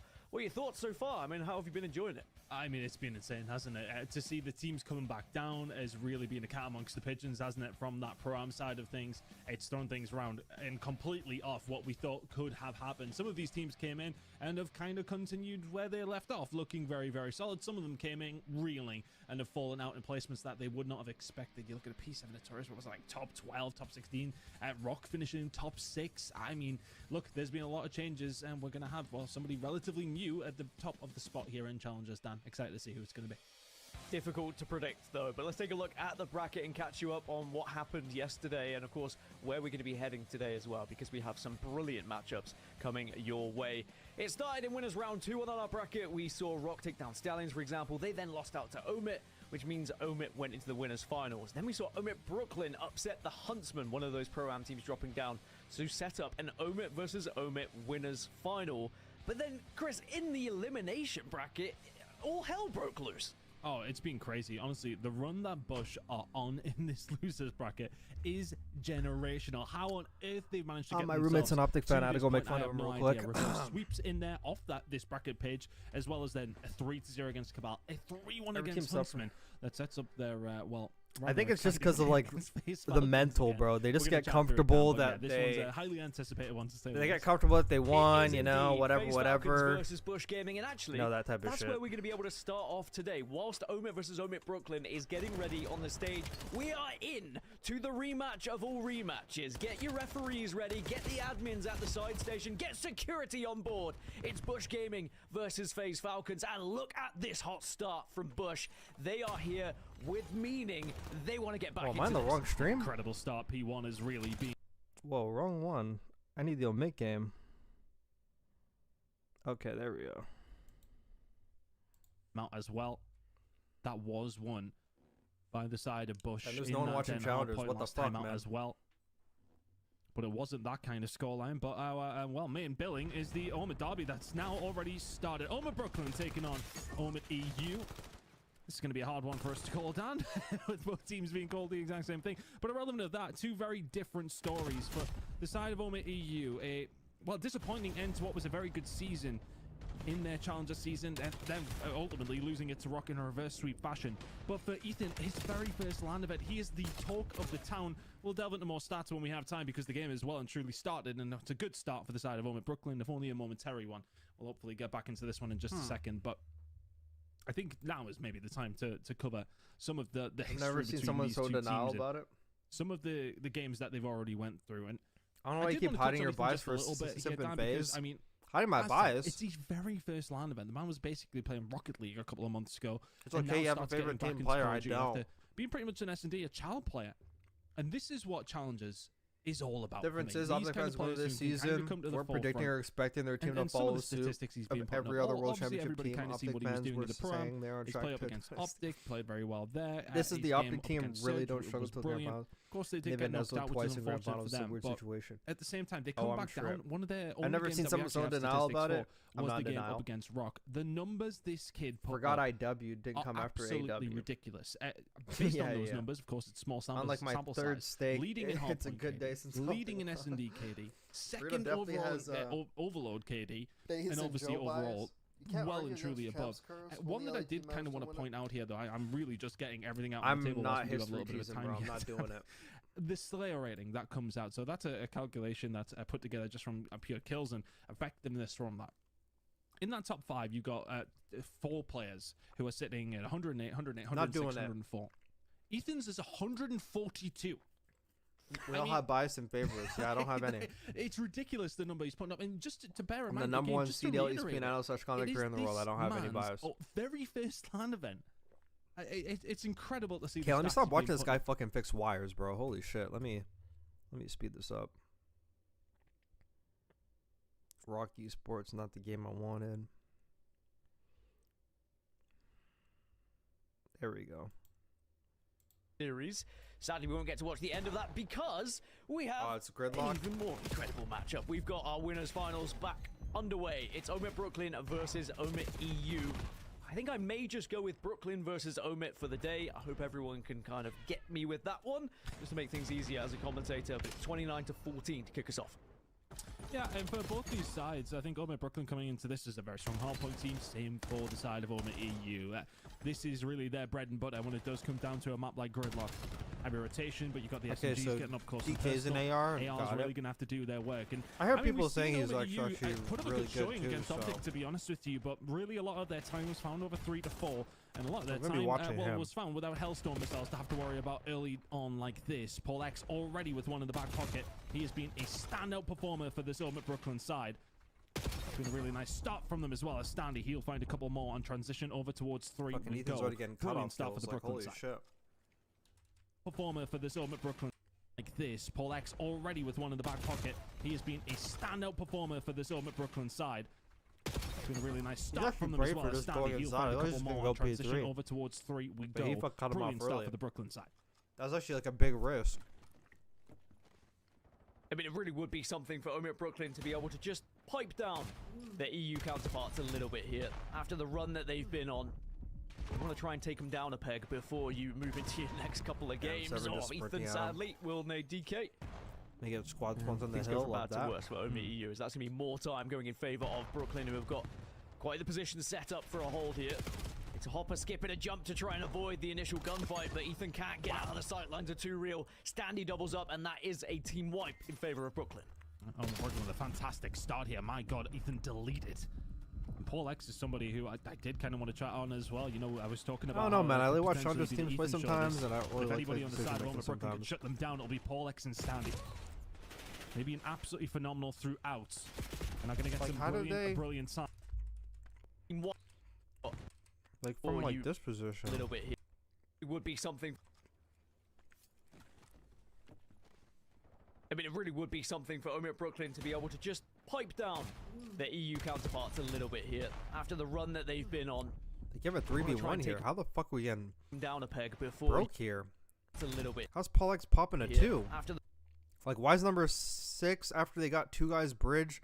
Why is he still there? They should all just be going inside. He doesn't have to throw a nade. This guy should just be going in. run that they've And that's an easy trade. been on. And then they all fucking Wanna just try have to and take turn him down a around. peg before you move into your next couple of games. Or Like, Ethan why was he even sadly cooking a will nade make for like DK. one more guy? You don't need to do Things that. go from bad to worse. That was just like a EU, that's- trolley break. It's a hopper. He doubles up and Deleted. They just held like the whole hill. Come down to it here It's for like free cash. phenomenal throughout. And I'm going to get some brilliant time when it does come down to it here for Omit Brooklyn. Yeah, okay, the scrap time will go Omit's way. But for Paul X and Standy, they have been the players who have really sort of lit the torch for Omit Brooklyn time and time again in these hard points. I mean, it's just been so difficult for a lot of the teams to deal with. Incredible gunfight coming in from Killer. Yeah, they'll get a hold of it. But once again, Omit Brooklyn, the first ones here. I think you're right. I mean, when we watched the Omit Brooklyn games, it was often Standy My and favorite Paul is X just Shotzi because popping he'll up in tell that like kill it feed is. over and over again. That's not to count out what Dylan Rex and 2 Real have been able Your to do for favorite the team as player is well, but just fucking very different things being achieved. I by said the he's my roster, favorite and because he's like the certainly most Standy and Paul X just professional. being But those like I main don't players like. at the Oh my moment. god! Like I wonder what Hook's doing today. Like It's I'm 105 never like to that. I'm never like, 29, oh my god, Hook's and streaming. Omit EU I don't even fucking just say it can't about seem to break at the Sim. moment, I don't get although Ethan's excited for any starting to pro come to player life a streaming. little bit. 9 and 13, Hydra maybe because he like somewhat never slower ever start fucking by his streams. standards But so far in this tournament, but if he does start to come to life, that could spell bad news for Omit Brooklyn. I don't have a Yeah, I'm bias. curious to see how DK is going to do as well. And it's funny that the Who doesn't story love is kind of Hookish revolved chill? around Ethan Out of for OpTic this team, Omit EU that's probably side. my favorite. Because Yeah, he's DK fucking was super really chill. that My favorite is golden Shotzi, goose that was coming out of the EMEA region, to be honest with He you. actually And got his hard AIs, costed they're today. starting this thing now. I mean, It's just a because good he time locked the in for a EU grand side. final doesn't mean he got hard costed. He's been that guy, and Ethan just not came But out yeah, of nowhere, so to in speak, that but S&D, I felt like he really could do has no wrong. surprised But how I mean, consistent he's been. But that's the DK I like we Scrap know. Dashy, Accurate as ever with the Joe, M15. Hydra, Crimp Skies. Nomad Okay, EU so fucking finally like arriving everyone. onto Gridlock. That's a good He's amount of time blacking over out. towards the I back got end of top at the P4 event and a during the rotation over grand towards finals. P1. First 10 Yeah, seconds what's will go good, there Renee? with Brooklyn.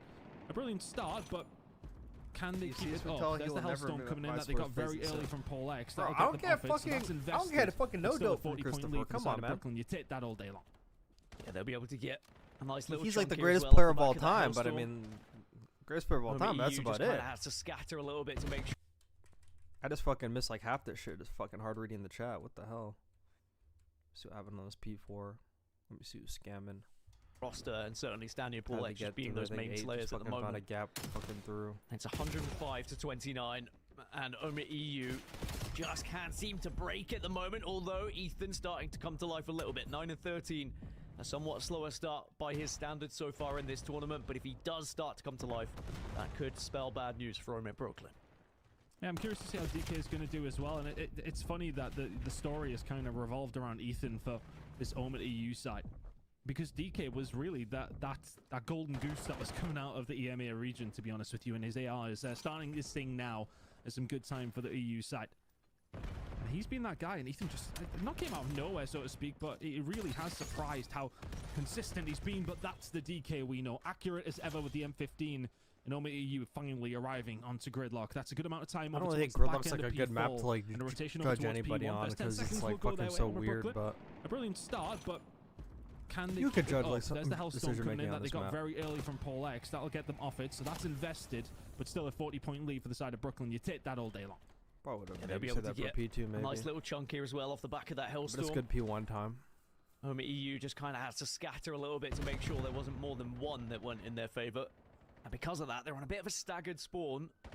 Although there is a little bit of a flank happening from Ethan, Probably which on a lady this pinch could pinch. be everything, but he gets spotted out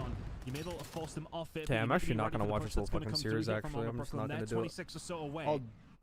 Kelly finds I'll one. go And this through has been stuff well tomorrow lingered and around throughout by the week. DK, and it's worked out really well. The break will come through for Omid EU. 20 seconds remaining here over towards Like B2. there's enough Call We'll of see an Duty for me extension today. over towards B3. But this is where the game has been won and lost so I think it's far time for I Brooklyn. fucking go to the B3 gym or has been something. monumental for them. It's been the rotation Time to go do for some Omid squats EU or every single something. time. The game is a lot closer now, though. Go And can walk they manage outside to or something. finally get a hold over towards They have the P3? same amount of We're gonna live it or accomplishments. die by it. Both teams can win it here. Yeah, they And the do, gunfight but starting you know, massive. Imp has just been the better player. Omid EU You need to know, lock this down. Simp's just the better Can't player. allow Brooklyn to just take it freely off you, and there is the openers. Thank And God yes, they're okay, actually there's going coming to be a back. couple going the way of Omid Brooklyn, but it is Omid EU who win this one out. And it is a killing spree now for Ethan. Just at the right time, he's finding a pace that he needed to here in this game to keep Omid EU potentially on top. As I'm we trying might to see- get I'm trying a to see change DQ. of leadership Okay, here good. if they're I was able like, to go back hold on this one DQ. out. And it looks like they will be, especially with those kills still going in favor of them. It's now Bro a just slid off slim the lead heady, just by bro. a couple Like, of why are we seconds. sliding off the heady? Finally, Omid Brooklyn will But break, Ethan but said, "I'm a Ethan call is there game." to deny. And it's just his name over and over in that kill feed, and they might just win it here. This guy's an finds OpTic all four of them gaming camo after he inside got of the onsen. slaughter They've game turned done. around. Omid EU 10 That's seconds real. away. That's real. Great shots from DK though. There's the opening you needed. Standy replies, and there will be the kills going in favor of Omid EU. And just like that, They they have actually came flipped back the and won script that. Wow. here in map 1. They were down, they were out, it looked done. Look And at they get Denza, up and they let them know. 29 years old, screaming at him, bro. Love that. Insane work from Omid EU to come back there. How on earth? Bloody no one's making eye contact. I mean, on multiple occasions, the rotations where it belongs to them. P3. I mean, it's fucking gridlock, Denza. You got to come down, but that was a good comeback, though. We'll watch this series like tomorrow or something. All right, guys. Fuck, that might be.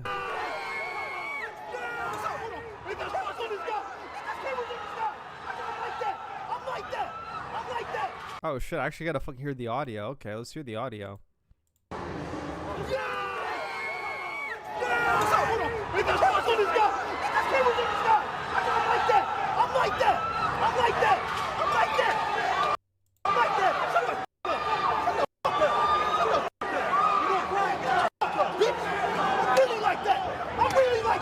Oh my god, he was swear, K. He's actually out of pocket for that.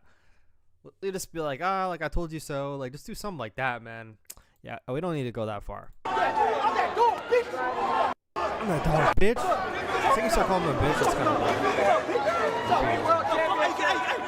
Hey, Oscar, who brought him into that game? Who brought him into this game? No matter what, you are my son. Someone help this guy. I brought you up. Back to back, bitch. Hey, we're Biffle. You are my creation. Biffle, he needs you. Get it close to him. Biffle, he needs you. Biffle, he needs you. the camera guy's like, I'm loving this. Camera guy's like, keep going. Back, bitch. You need me.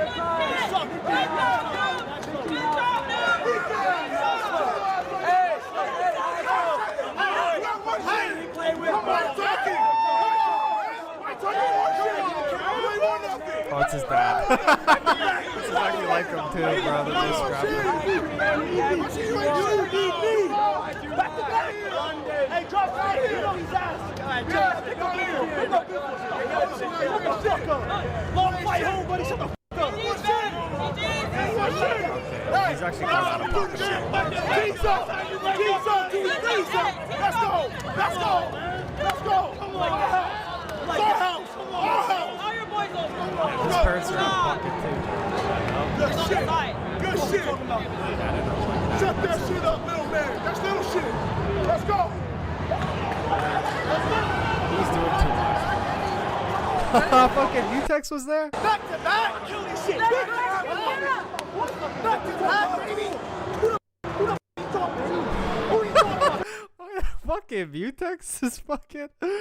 Yeah, that's insane, bro. Mutex is getting involved too. Oh, that's nice. This dude's mom. Oh, that is nice. That is very nice. Superstars and that rookie, So wholesome. young nephew Liam. Good job, my boy. Needed to put it together as a collective. That's the mama, you know. Oh, this dude's mom. Oh, that is nice. That is very nice. It's a party. You're down a man, but Scrap is here trying to close out the. Oh my god. No. Yes! Let's go! Yes! Let's fucking go! It's so weird seeing other people scream that's not me. Oh my fucking. Ah! We're still level-headed. Got the experience. Don't let me talk, eh?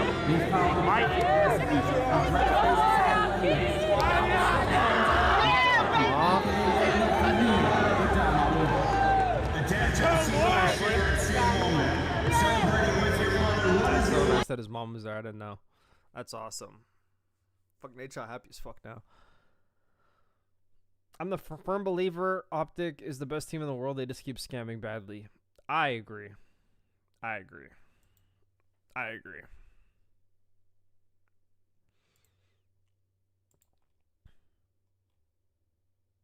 Atlanta, tell you about my run. You know what I'm saying? Bro, the fucking vlog for this is going to be incredible because they actually won. Like, the vlog's going to be insane. The vlog's going to be awesome.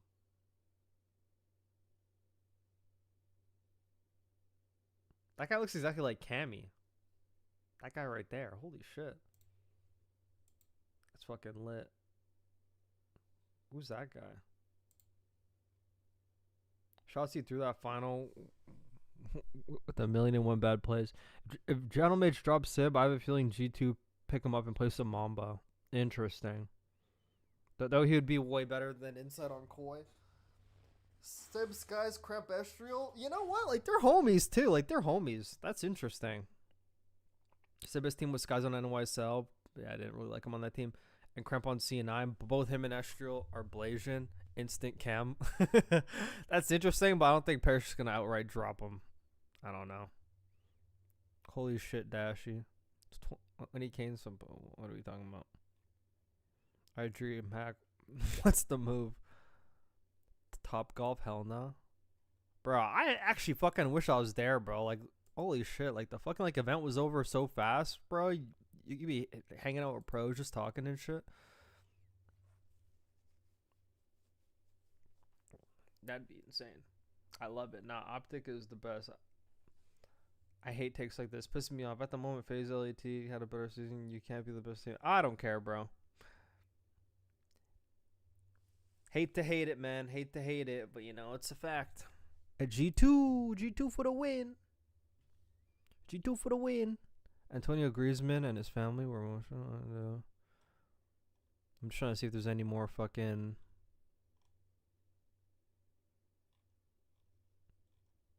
There's no more COD stuff, but... Alright, guys. I think that's it for me. I'm going to go to the gym. I appreciate everyone for tuning in. Oh.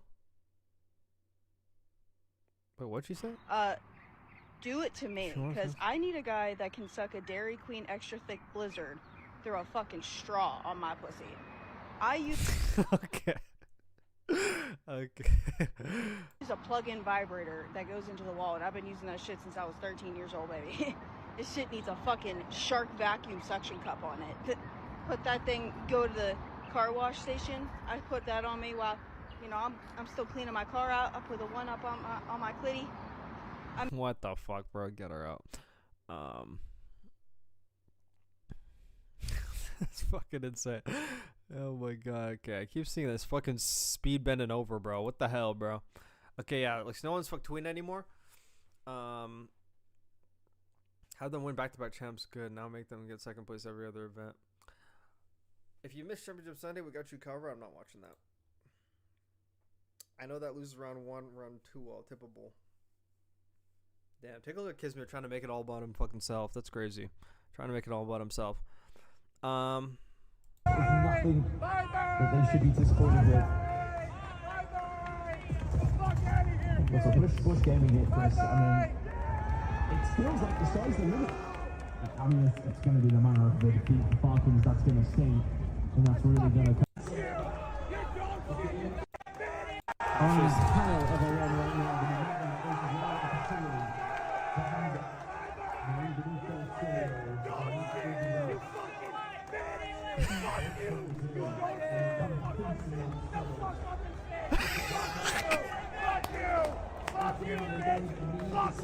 King of Body's laughing. It's like QK, but QK is actually a demon.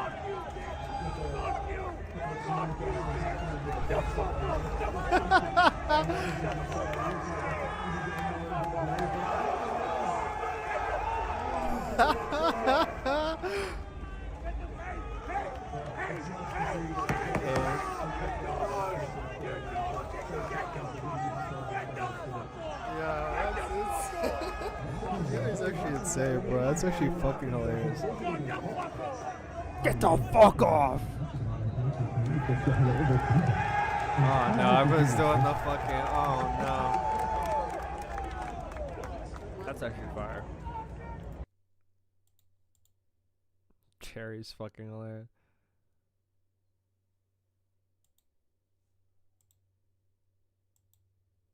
Well, let's see the content of this.